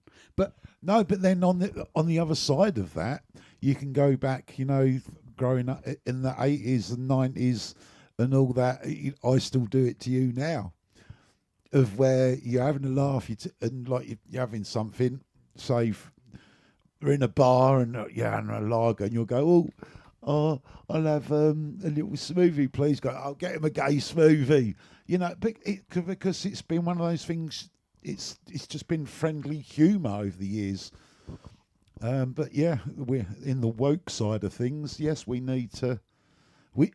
It's hard to realise you can offend people, but I know I'm not offending you. I know we're having a bit of laugh, but someone else could be observing at that bit of a jibe, and you could be upsetting them. It's the world we live in now. We have to consider everything. You do things about me that I know are friendly banter between two people who know each other, correct? That is correct, yeah. Your direct audience, and probably the majority of people who are in this group, know that for 15 years you've been doing this stuff about me. However, in this post-COVID world, even though COVID is some years ago now, but that is where we saw the absolute breakage of the way people think and the directions that people took. I see many times underneath your post, it goes two ways. Some of your posts about me, people are absolutely offended on my behalf. And on the other side, people absolutely believe it. There's three things. No, what's the third? Because the third one, there's people that know it's the absolute banter and absolutely love the bit of banter that it is. But yeah, like I say, and there's things that I actually don't do no more, because there's certain bits, I can remember I could sit here and reel off loads of memes. The very first one I ever done was the one when Bunter met SL2 for the first time, when you was in the Grange Hill picture. Oh right, yeah, that blew up, and it's everything's ever since then. Some of the Daily Sport ones, I do look at them now and think, my God, how close they were to the knuckle. But that's the pre-COVID thing. You know, there's been a time where things have changed. Where, you know, one of the ones that always said that went too far was the one where you went dogging and your mum was there, and you know, you start looking at things like that now, and you think, my God, that's terrible. But back then, we was game for a laugh on anything. Jay, right? This is my cousin. So we won't go in, but it was toward the end of last year. I genuinely had a weird stalker, didn't I? I genuinely had, which, you know, we won't go into it, but I really, really did. And it was quite disturbing, wasn't it? Remember? Yeah. And so basically, my cousin, one of your posts went so viral. So viral. My cousin, she's 58, she phoned me and she went, I think I found the stalker. Do you remember? And she was going, there's a guy called Jay Folly on the internet sharing all this stuff about you. And I think that's the person. Right? And I had to say to her, no, that's my fucking business partner in Unity in the Sun. And the amount of times your viral posts, when they get onto like... I mean, Rusty Trombone actually ended up going through 10 million views. About me, the Rusty Trombone about me. And yeah, the amount of times my mum, like, you think my mum has absolutely... How the hell does council estate banter, which some of your posts get onto when I've been shagging chickens and whatever, go up on the internet? And the amount of times my mum messages me because my aunt or my uncle have sent my mum, have sent my mum these things on from council estate banter that have been shared from you. And my mum goes, yeah, there's a thing about you in the Sunday Sport shagging chickens on blah, blah, blah, blah, blah. And Uncle Longan's seen it and wants to know, is it true? Or have you been pulling yourself about in avocados? And it is... I actually pulled the avocado one, because that was going, that was on its way to... I think that was about 5-6 million at the time. That was... Listen, the avocado one... was, I had to say to you, Jay, just stop for a minute, because I'd wake up in the morning and, as if my pages aren't viral enough as it is on music, all of the sudden I'd apparently been caught in Waitrose pulling myself about over avocados, and I wasn't getting messages in there tens, it was in their hundreds. You dirty bastard, you've been wanking over avocados, children walk around there, because people were going underneath it on council estate banter going, that's Billy Daniel Bunter, innit? That's the rave DJ Billy Daniel Bunter, right? And it is, look, you're laughing and it is funny, right? And of course, imagine if I was still drinking. Imagine if I was still drinking and replying to people. I think I am someone who was very close with you at that time, where I'd say that things came to a head with your drinking. I think I could honestly say that I don't think we'd be sat here now if you'd have carried on that drinking, because you was on a road to self-destruction. And we're now actually getting serious about saying, and yeah, I can remember saying, probably about 3 years after you'd stopped the drinking, where I actually said to you, like you said, oh, you know, I've done really well. And I said, yeah, I'm actually really proud in what you've done in turning your life around with the drink. But I recall saying to you, my biggest thing, how I was proud of you, was how you changed Sonia's life around from her having to put up with how you was being with the drink. And, you know, we've got videos of us being out drinking where we've gone in a KFC, caused absolute ruptions. We've been in bars causing absolute ruptions over this, that, and the other. And I think drink is worse than smoking. It's you can enjoy yourself with it, but how you was at that moment, you was in an absolute self-destruction mode, and you changed. Like I said to you about your addictive personality, obviously at that time you was addicted to that alcohol, and then you become addicted to having no alcohol, of how life is so good. I mean, I could another instance. We was driving home one night from somewhere, and you're like, Joe, why don't you drink? It's such a laugh tonight. And I said to you, do you know what, Dan? Sometimes it's even funnier to watch the people who are drunk. And one night we was out when you were sober, and you nudged me, you went, Joe, I can remember. Can you remember when you said to me about it being funnier watching the people being drunk? This is that moment. You were so excited. Do you know what? It is interesting that how I still managed to function as a DJ, a promoter, and all for like there was just still so much success around me, like all of the time. And it goes back to that bit about being rewarded for. I would still show up. I might show up drunk, but I'm fucking showing up, right? And slow down, Jay. I don't want to get there too early. I still do that, by the way. I still do that. And airplanes. I still... It ain't going nowhere without... Is this just... What point is queuing up? Let all them get on first. Trust me. It's still... Right. I am... And it's part of the show, isn't it? Like, get to the other week at Clockwork Orange. There's something in me that has to get there just 2 or 3 minutes before the set. And I know what that is, and I shouldn't really be giving away this little trade secret, right? But my phone's going off with the club, with the team saying, Dan, where are you? You're on in 3 minutes. The promoters, where are you? You left home 5 hours ago. What are you doing?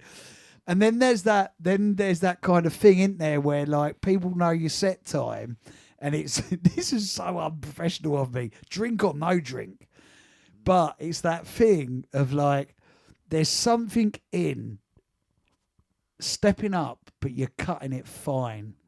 There's just I love that. But then that works also in your favour of that. Sometimes if you're somewhere too early, sometimes you then. Overthinking the set. Yeah.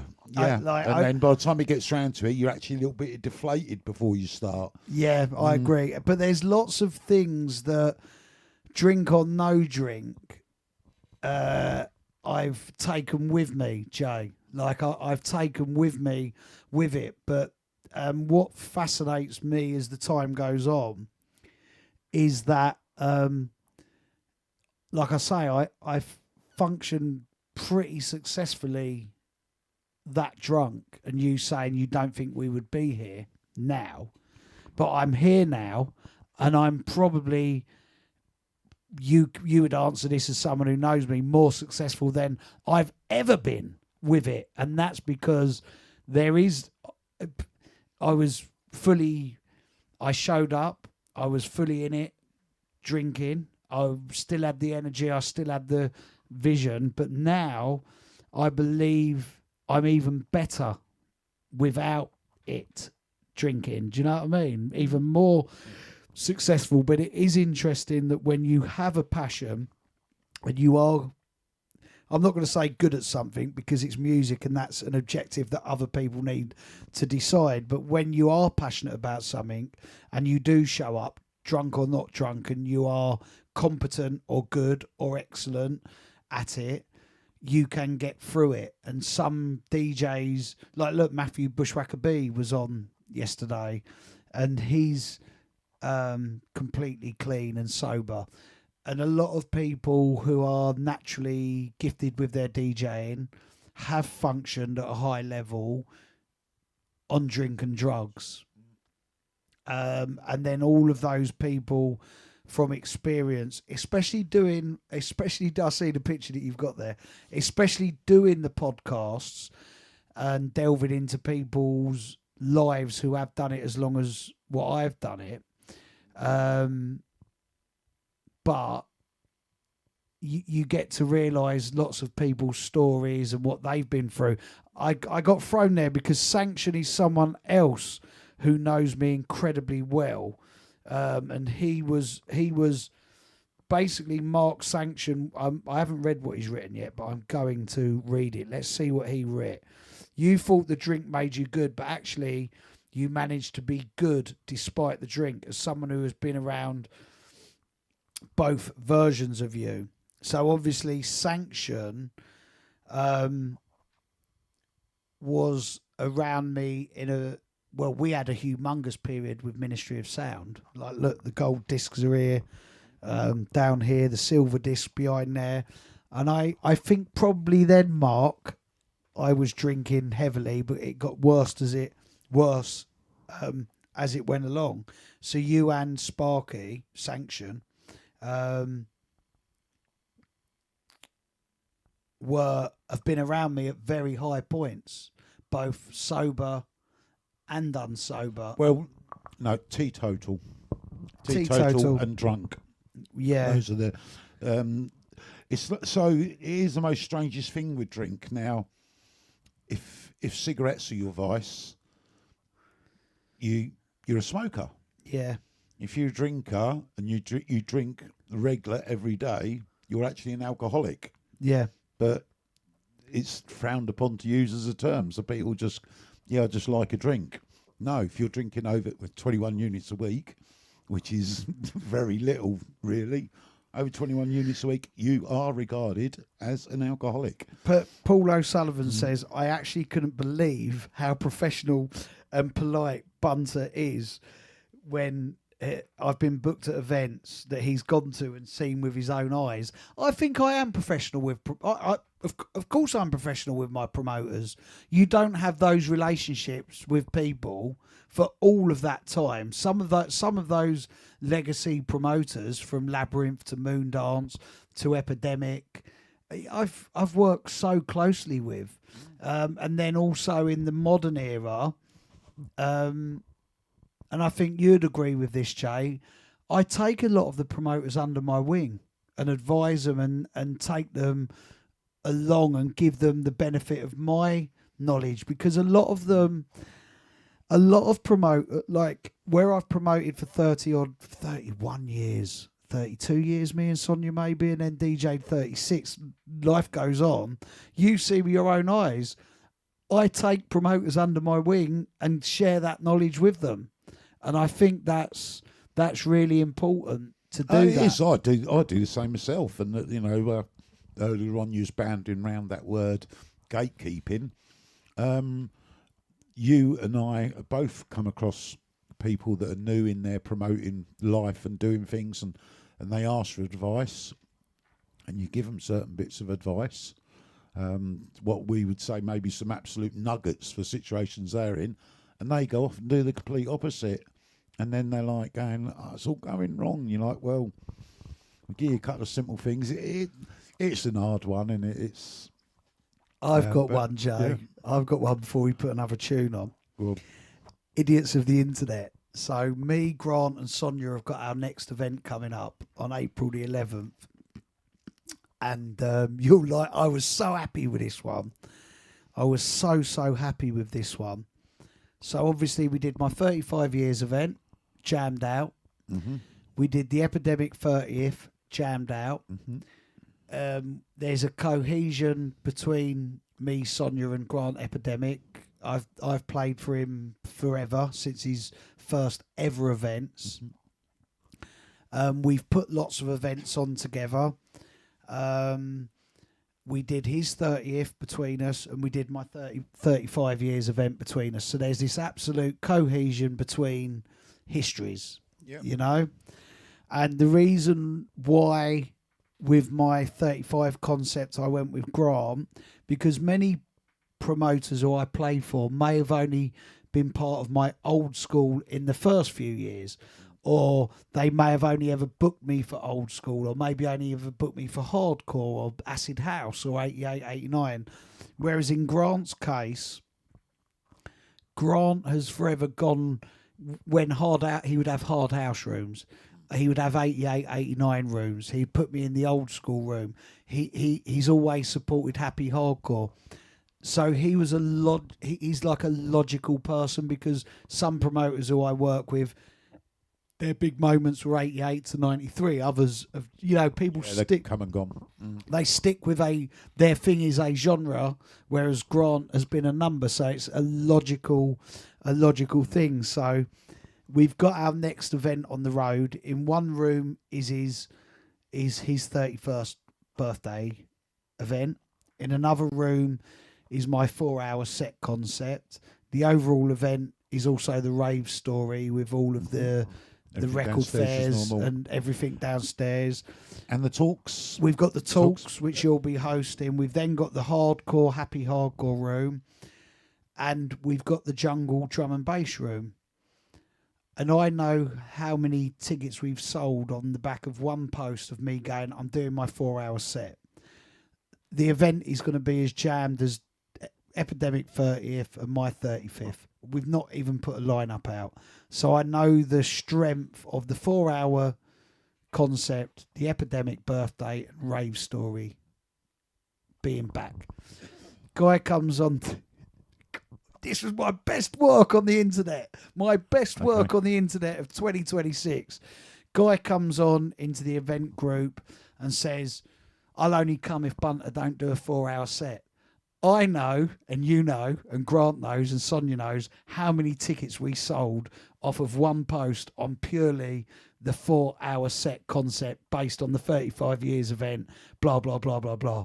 So I've just said to this bloke, looks like you ain't coming then, mate. Looks like you ain't coming then. But it made things like that make me so happy. And this guy was in his 50-year-old odd geezer, just finally met the girl of his dreams after probably the former wife had got rid of him because he's an idiot. Got all politics down his page, everything. And I looked at it, and in his bio is DJ. And I just thought, you would never, ever understand what it's like to have this DJ promoter relationship with these people that in mine and Epidemic's case is 31 years, and we work together to build this thing to keep him going. Like I said to Grant in one of my vlogs, and people will never understand the connections that promoters have. So I'm actually disappointed in you there, because as a promoter, you should think, right, he doesn't want to come and hear me for 4 hours, which who does? But you should then think, no, well, there's plenty of other things going on. There's a jungle room, this room and that room, so you don't have to come and listen to me 4 hours. No, he can keep his 20 quid. But what I think back is to when you see people who have the kind of like, why them mentality? Why them? Why is it them? What? I've always done something. I've not. They perceive what it is that they think you have, but haven't worked out what it was that you did to get there. First and foremost, passion and talent. It's hard to define passion and talent, but you need that. And then you need your own character and authenticity on top of the skill. But then you need to show up every day. Then you need to show up every hour. Then you need to show up every minute. And people don't see that. And as this guy is dissing me, I'm thinking back to all the times I've let... But it's that folly with... No, it's not. I'm thinking back to all the times I've let Grant off money because he's had it hard. I'm looking back to all those times where maybe he hasn't had enough people. I've then looked back to all of the times when this rave, hardcore, acid, drum and bass, old school scene has not been attended in the way that it is now. So there has been periods where rain dance, moon dance, any event didn't have the catchment that it has at the moment because trends come and go, right? Yep. And I think back to all the times where Grant may have been the only person who could give me regular bookings, and all of those things in which people think that you're literally going in, getting paid a fortune, or you're there, like that. I always say to people in my post who can't understand, well, why is it you? Why is it you? I don't hold a gun to Centreforce, Clockwork Orange, your head, anyone's head, and say, book me. Like, give me the best time. Put me at the top of the flyer. But people don't see those working relationships. And more importantly, people don't see the effort you've put in to create those connections with the people who matter the most. And that's the people who are coming out to hear you. They just think, well, I'm a DJ. Just because you read it in your bio, your attitude sucks. And you're probably not very good, which is why. What about the guy the other week, Jay? Oh, dude. Idiots of the internet, right? So I'm doing my vlogs. A guy comes underneath my post, never heard of him in my life. And Paula and Keith, Backlash, alerted me to it. Never heard of this guy in my life. Cannot recall this guy in my life. Do not know who this idiot of the internet is. So I've done my vlog. Bloke's come underneath it, gone, you've copied me. You're copying me. I see it, yeah. You're copying me with the internet. You're doing what I'm doing, right? So I've gone underneath, I've gone and looked at his page, and I thought, I don't know who this guy is. Like, I don't recognise him. I don't know his DJ name. I don't know where he's from. I've never seen his YouTube page. I've never seen his Facebook page. And I've just written to him, I said, mate, I'm really sorry, but I don't know who you are. And then he does a big post about me. How dare he not know who I am? I played in room 2 once when he was in this room. He's done nothing but copy me. And I'm thinking to myself, potentially another stalker, Jay. Like, weird. I actually looked into him, and then I found he had a YouTube channel that was last used something like 8 years ago, and he actually played at an event, which I don't even think it was like a ravey event. It was more like a mobile disco wedding thing miles away, and he actually made a video of saying, here's me on the road. And I'm sat there thinking, you're accusing him of copying you doing a mobile disco at a wedding and videoed it 12 years ago. It's like, wow, the world really is getting just crazy. Absolute crazy. But so here's the thing, getting back to like DJs. So a little while ago, I was getting quite prolific on doing little chat things on TikTok live. And there's a couple of people coming on asking for advice and whatever. And I'm saying, yeah, my outlook has always been that you need to be consistent. Consistent is the main word. If you can get yourself on a weekly radio show, if you can't get that, start off by doing a weekly live on certain things, but at the same time, same day, the same time, every week. Try and build something up. 1 week you may have 2 people watching you on TikTok. The next week you may have 4. That's 100% increase. You know, when you start getting onto, if you then got 50 people watching you, you start getting the 100% increases, then things build up. So you get them things going. And I had someone come on, I listened to this about 3 weeks ago. I've done the last 3 weeks in a row, lives on different days and whatever, but still I ain't got a booking. And I'm like, mate, you've got to give yourself a bit of a chance here. You're talking, you're 3 weeks into something. Said some people have been into this game for 30, nearly 40 years and are suddenly starting to make a bit of a name for themselves by doing consistent stuff, whatever. But don't think the world's suddenly going to fall in your lap after 3 weeks. Look, Keith is there. Keith. Backlash. Backlash. Yeah. I'm going to tell you, while he's on, you're going to see a different man at Unity this year. Why? With Keith. Are you going to let me, or are you going to wait for me to say, go on, what's he at? He's turkey teeth. He's got a turkey. He's got a turkey. Go on, Keithy. Proud of your son. I'll fancy you myself. I bet he's bright as my Karen. Wow. Keithy. I bet Paula's chuffed, didn't she? Let's do some Poor woman won't be able to sleep at night. The light in the bedroom. Right, Keith, shut your mouth. I can't sleep. do we need a tune? Do we need a tune? need a Let's tune? just put a little tune on, Go on, and put a then tune on the we'll do background. loads of shouts throughout the tune. It makes me feel free. High on ecstasy. Yeah. It makes me feel free. High on ecstasy. Go on, what was you going to say? I know, just Keith, I think he's like, oh no, it's out in the bag.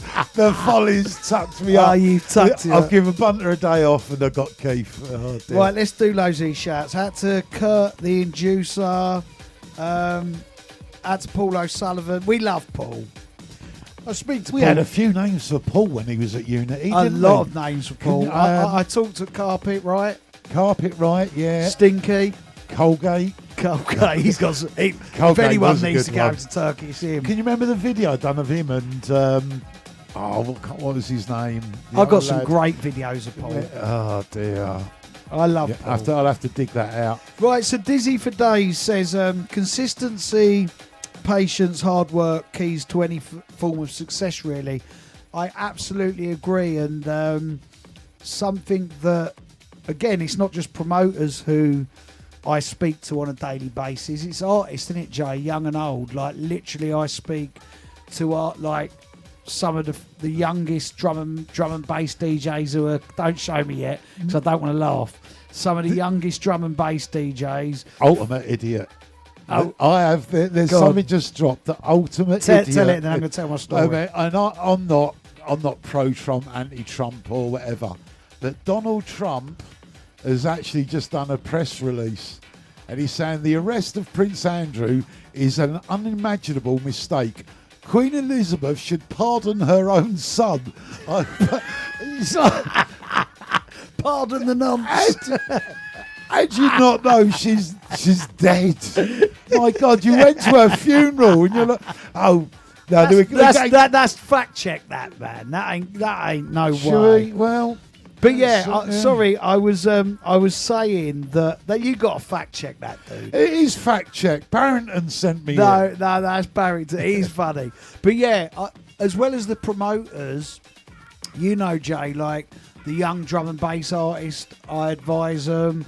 The older people around us, and to Dizzy for Daisy's point, my biggest thing that I advise them all on with their social media, their DJing, their the way in which they present themselves at whatever age, in the way in which they promo themselves. So if you think of the Matthew Bushwhacker B podcast yesterday, he talks about how when he was a member of the Rat Pack, they all had their Rat Pack suits on with all of their names. And I remember that in 89 and 90, working in the record shop, playing with Mark and Ev the first time. And I remember them, and that was the way in which they were authentic. That's the way in which they promoted themselves. That was the way in which they made themselves known. And the thing that I teach everyone is that, one, you've got to be authentic to yourself, to your name, to you. And two, you've got to show up and be consistent with your authenticity. And I've always noticed with people, and people who get frustrated, they moan. They then moan and they don't put the positive attitude in, and they don't put the positive attitude, and they become negative and bitter to the thing that they think it is that they love, which is a learned mind frame. It's you get yourself into that situation. But if you're truly authentic in what you love doing to you, and then you turn up consistently and work hard, you will find your way, right? You will find your way. So Dizzy for Days is absolutely spot on with that. Mate, some of the memes I've been getting sent about Andrew is brilliant. God, He's yeah. absolutely brilliant. Yeah, so I actually pulled up earlier 'cause, when we was talking about your things. Because obviously, I've actually on my page, I've still got them there. I've got a memes one where I've put all my memes, and I've actually done one that I called a Bunter's Gallery. So every time I've done something about you, I always put it in a folder. And And some of the things just quite. Yeah, it's quite. There you go. I mean, there's one there. Mentos and Diet Coke enema almost cost me my arse. You know, it's just a bit. It's just a bit of fun. There's certainly been some funny ones over the times. By all means, go and have a look at them. But it's not stuff that. I mean, when stuff comes up as the anniversary or something, it's very rare. I'll re-put them back up. I mean, obviously, the one for Unity in the sun, I think you can see that there on the camera. Obviously, when he was in his bikini at Unity, I got a little cheeky photo of him. And we should use that one for Unity promo again this year. What do you think? Quite possibly. I mean, the 50 Shades of Grey, when the book come out, I've done you up as 50 Shades of Grey. Oh, and I've had you as Ron Jeremy. Jay says, what did I think of the sound system at Ramsgate Music Hall? That's this Friday, Jay. So this Friday, I'm Ramsgate Music Hall, 2-hour set. And then this Saturday, I'm at Smiley Culture, 2-hour set. And I'm really looking forward to it. I played at Ramsgate Music Hall. I can't believe how quickly that 2 hours has gone. I played at Ramsgate Music Hall, I think about 12 years ago, possibly, was the last time I played there. And I believe that they're sold out for this Friday. It's just me and a local DJ. And do you know what I love about the local DJ who's on before me this week? He messaged me and told me and said, like, what would you like me to play? I'm thinking bleeps and bass. And I said, perfect. And I get that a lot of times when I play out. The DJ's on before me, whereas Saturday is Slipmat's on before me. He's doing an hour before. And then I'm doing a there you go, Matt. Better quickly message him. Tell me what you're playing. He played before me at Houses of Feeling last week at Cuckoo. At Coco. Yeah. And do you know what? I don't know if you see it, but announced today, I'm actually doing 3 sets at Rejuve. Is Rejuve's next week? Rejuvenation. So really, it sounds a bit soon. No. So I'm doing. Look, we've got 1 minute left. Have we? We've got 1 minute left. All right. Okay. Thank you everyone for locking in. My phone is going mental here. Okay. Thank you everyone for locking in. Hopefully it's people asking for the link, so look at all the pictures I've made of you. Right, tell them about Unity in the Sun, just why I set up. Right, Unity in the Sun, we've announced that Danny's going to be there this year. Sonia was against it, to be fair. She wanted a bit of respite care, but no, we're having him out there. But yeah, we've released a few people. Unity's obviously going to be an emotion. It's emotional every year when everyone goes home, as it is. But it's for being the last one in Kavos, it's going to be emosh, 100%. But looking forward to it as always, and who knows? Do you know what? You know it's going to be emotional when Sonia, like last week, me and Sonia did a video and put it on the Unity page. When does Sonia ever get in videos? Never. And obviously she's the one who works it, grafts it. Keeps you under control. Keeps me under control, which I like. She grafts it, she works it. And we keep talking about it, and it is going to be emotional being the last one. And coming up to 10 years is a long time. It's not a long time. It's an achievement. You look back at anything that run around in the 90s and whatever. It's hard push to find things that run successfully, consistently for 10 years. Yeah. Especially even being in the same venue. Yeah. Which technically we've been in the same venue with Kavos. So what I'm going to do, because I think we could continue this conversation on YouTube. Mm-hmm. Will you who's up next on Underground Bass? We'll let them continue over on Underground Bass. Scan One. Is Scam One up next, but we'll continue over on YouTube. Big up everyone for locking in over on Underground Bass. We'll continue on. On YouTube. If you press the stop button there, big up all the Underground Bass crew. Love you all to bits. And yeah, we are continuing on. Yeah, that's it. Just shut that down. It's stopped now. Okay. What about that? It doesn't matter. No, you leave that playing, mate. Okay, Leave right, that playing. Go. Let me tell them. And where was we at? Unity in the Psalm. Yeah. So, like you said, I was saying, it will be. It is an achievement of that keeps. I mean, it's saying I haven't even thought of. It's an achievement that we kept going for 10 years in a row in the same resort. In the middle of that, you've got to throw in COVID. Correct. So, yeah. Something that at the time was quite vitriol in things that were going on. That I actually feel a sense of proud within ourselves and the achievement of. It's not even just the case of keeping that event going in 2020 when nothing was happening in the UK. We was the only event that happened in 2020. The biggest thing behind the scene was once COVID struck, by the time it got to the May part of where it was like, okay, so well, we just not happening in May. Let's look at further on. The Greeks put in a law to say that anyone that had booked accommodation, holidays or whatever, for that year, they didn't have to pay the customers back. We're sat there of like, hold on a minute, we're like £500,000 into hotels being booked. I mean, it was scheduled to be a monster 2020.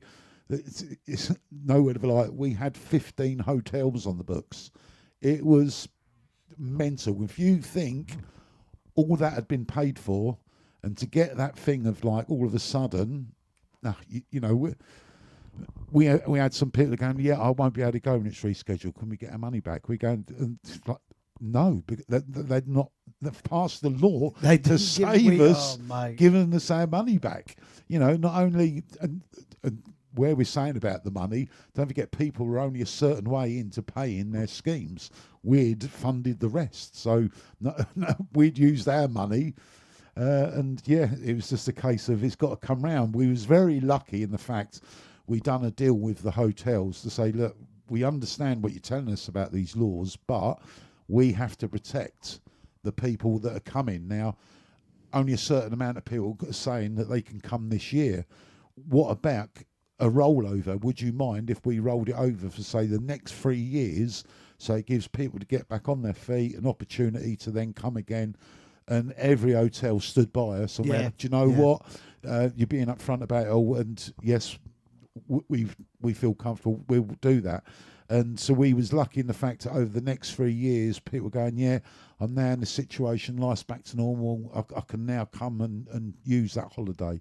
So, to me, that was the biggest moment of the 10 years of that we would have been bankrupt at the part of it, but not only that, the 1,000 people that were booked on, every penny that they'd put away would have been gone.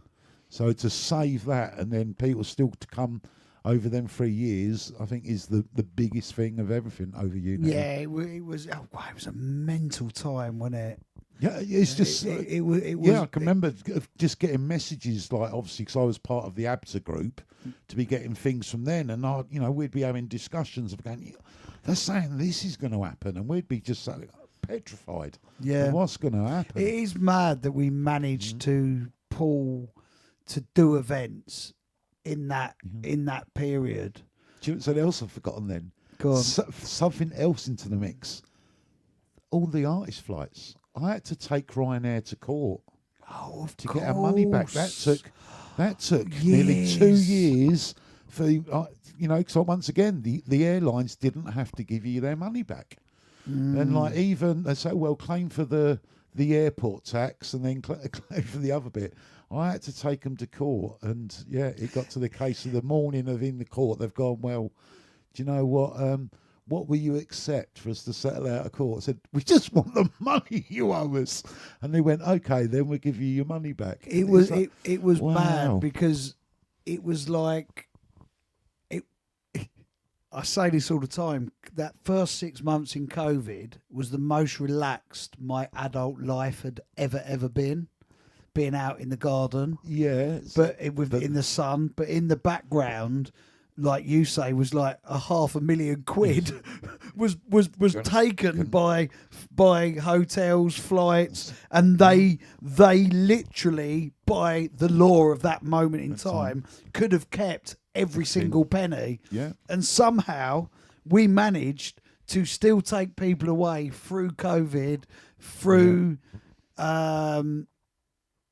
into then rolling it over and continue it on. Yeah. And it was like the yin and yang of being more relaxed than I've ever been, but having this humongous undertaking wrapped around us. And the thing with it was we was on for a mammoth amount of people, Jay. Like a lot of people, like beyond. We'd gone through the 1,000 barrier. Yeah. So it was 15 hotels. It was just, it was going to be a phenomenal thing. But like I say, as much as I don't look on what maybe could have been, I'd look on the hard facts of we got through some hard times. We got through it to keep something going. And I think now it's like, obviously me and Son are going to be grandparents. We've then got so we're going to be grandparents, but also my career has taken some really unique new directions that need to be concentrated on. You've got your festival. 10 years is an incredibly long time to do something. So here's how I sort of broke it down to you at one point, was I worked in a record shop for 2 years, golden memories of being thrown out of school. I held one of the longest residencies in rave hardcore history every Friday and Saturday for 5 years, unfaltered. I was signed to various I only did happy hardcore for 2 years, 94 to 96. And then that was done into the next direction. And I was on a number of labels, from Just Another Label to RSR to Universal. I then did the GBT for 2 years.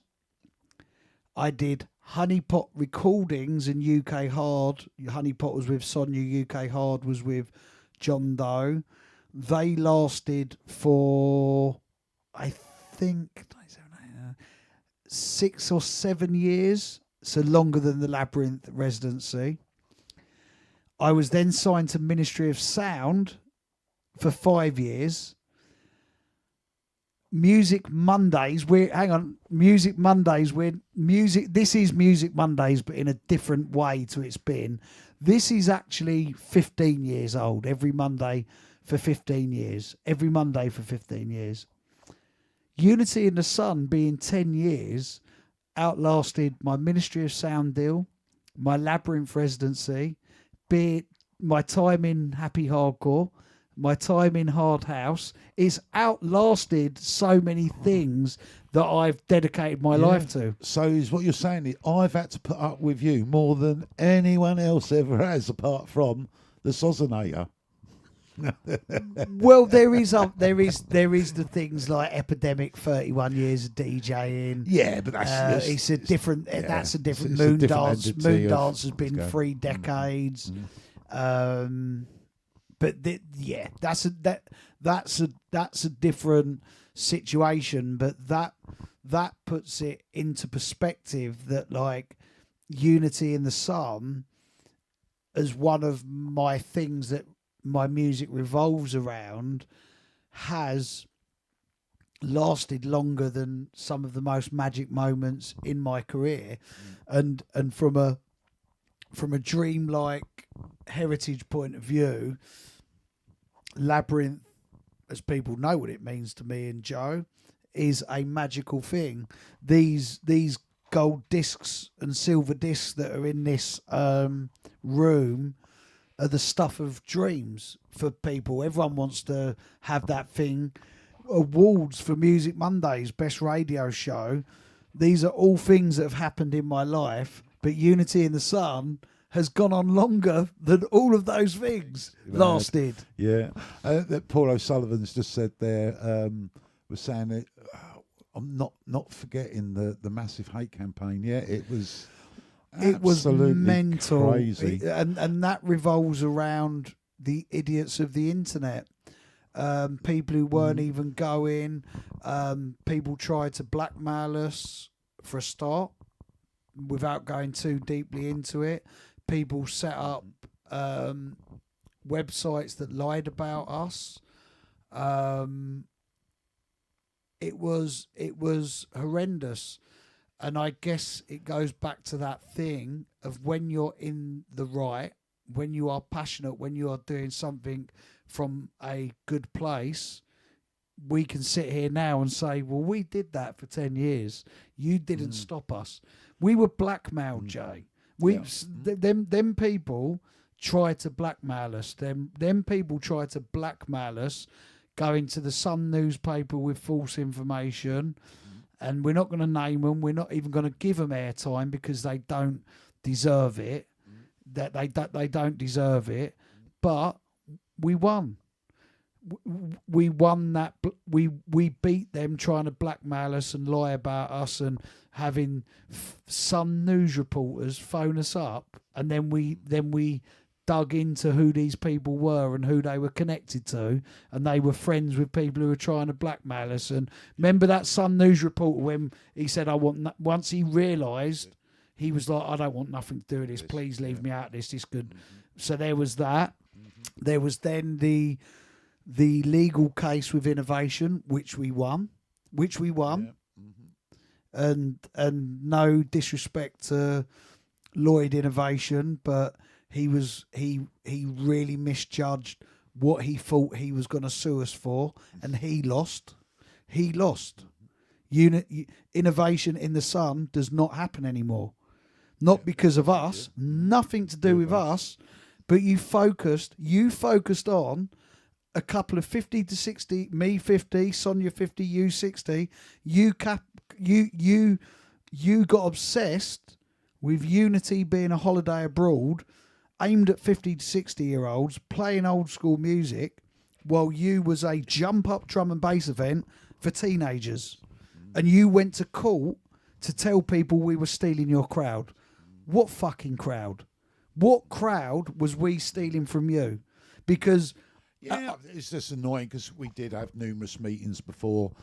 You know, the whole very start of it, I'd had a trademark case go the full length before, so knew full well what was coming and what to expect. And we sat around the table with him, I think it was 3 times, where we just said, look, what you think is actually wrong. This is the law of how it works. This is where it's standing. It's like, oh, I'm doing it on principle. And we said, look, please, I said to him, please don't do it on principle, because principle doesn't count for anything. It's the law. This is what it's all over. But he was just adamant of no, I'm having my day in court. And what's really interesting now in the sphere of like holiday events abroad, from house music to drum and bass, is it is so saturated with many drum and bass events, many heritage house events, hardcore events popping up, hard house events popping up. Innovation was a unique thing for jump up drum and bass. We was filling a hole for a very small niche following for a few hundred people who liked us for our radio shows. There was no delusions of wanting a jump up 18-year-old crowd. It was literally like, we're going to have a holiday in this really cheap place. Who's coming? But now we see so many events that we see so many events in Malta, Croatia, Ibiza, where we are, in Corfu, Thailand. It's just immense.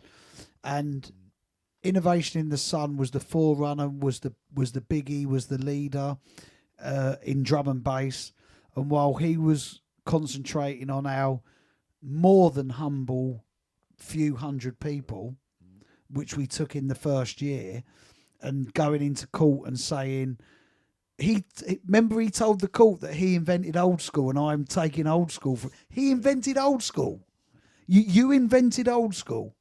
That's what he told the court.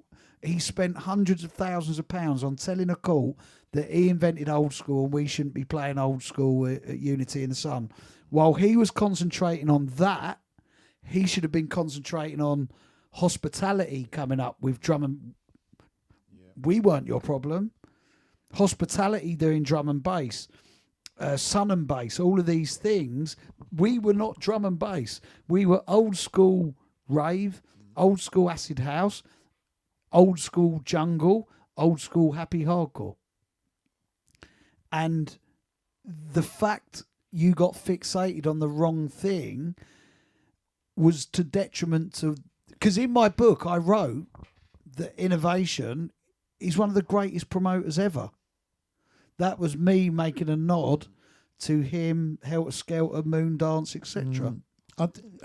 I personally don't think we'll see the numbers go abroad for events again like he had. In my world as a DJ, only Clockwork Orange. They do it. Yeah, they do it. They get thousands of people over there because they had such. But again, it's so different. It's so different to what Innovation was. I don't know if hospitality still goes abroad. I think that I'm out of the loop on that world. I'm really out of the world, out of the understanding that world.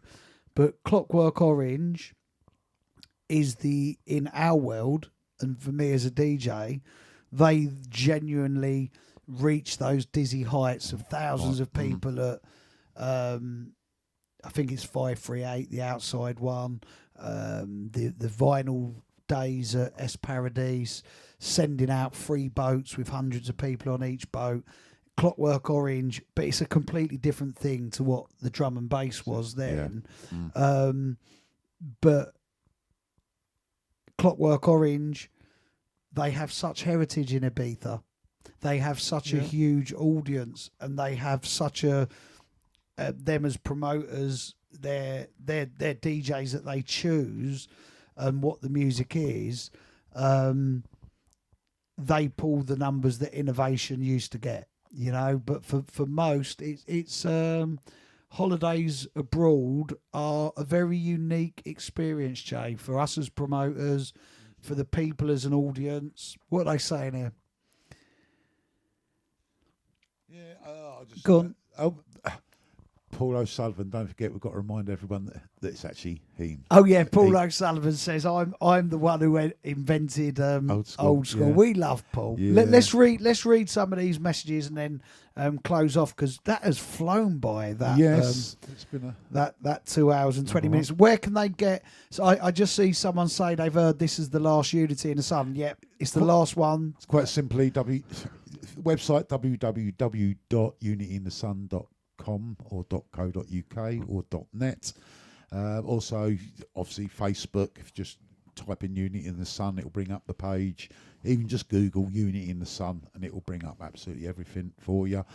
Hotels are completely sold out for this year. We have passes, which you can get 3-day passes, a 5-day pass, or 7-day pass for the full week. So you sort out your own flight and your own hotel. And obviously, because we're so far down the line, there will be places in resort for you to get a reasonably priced hotel on your own. Flights have been actually coming down in price of late, so if you want to do it all your own way, it couldn't be easy enough. I like this one. There's something hypnotic about listening to two blokes chatting. Blokes never used to chat. The weird thing is, also about like health-wise and whatever, men never really opened up. Everyone kept everything to himself, and It's like Barrington went. I remember last summer meeting Barrington, and I was like, "What's the matter with you, mate? You're like a bulldog chewing a wasp." And he's like, "Well, I've only been diagnosed as diabetic, you know." And I went, "Oh, mate, yeah, I've had that for about 6 months or whatever." He's like, "Oh, yeah." I said, "What did the doc tell you?" "Well, not much, really." And I've given him the whole spiel. "Well, did your doctor tell you this, that, the other?" And went through all the things that affected me. And he's like, "Wow, no, my doctor didn't mention that, but I've got every single one of them things wrong and going on." I say, "Yeah, this is it now. Like, maybe at the age where you start being a bit more, open as a man of things that affect you, whereas before you never did." And I also think just to end, and I've noticed this in our world of DJing and just in general, I think men are more open to giving their fellow man a little man hug and stuff like that, and talking about stuff, and that never really happened back in the day, and people are willing to talk about their emotions and their.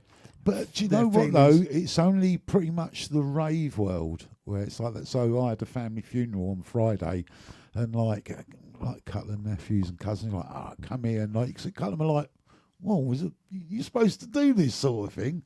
It's it's like some people are still down that route of being the old-fashioned. But Jack, mine and Sonia's son, and we'll end on this, Jay, unless you've got one more thing to say after it.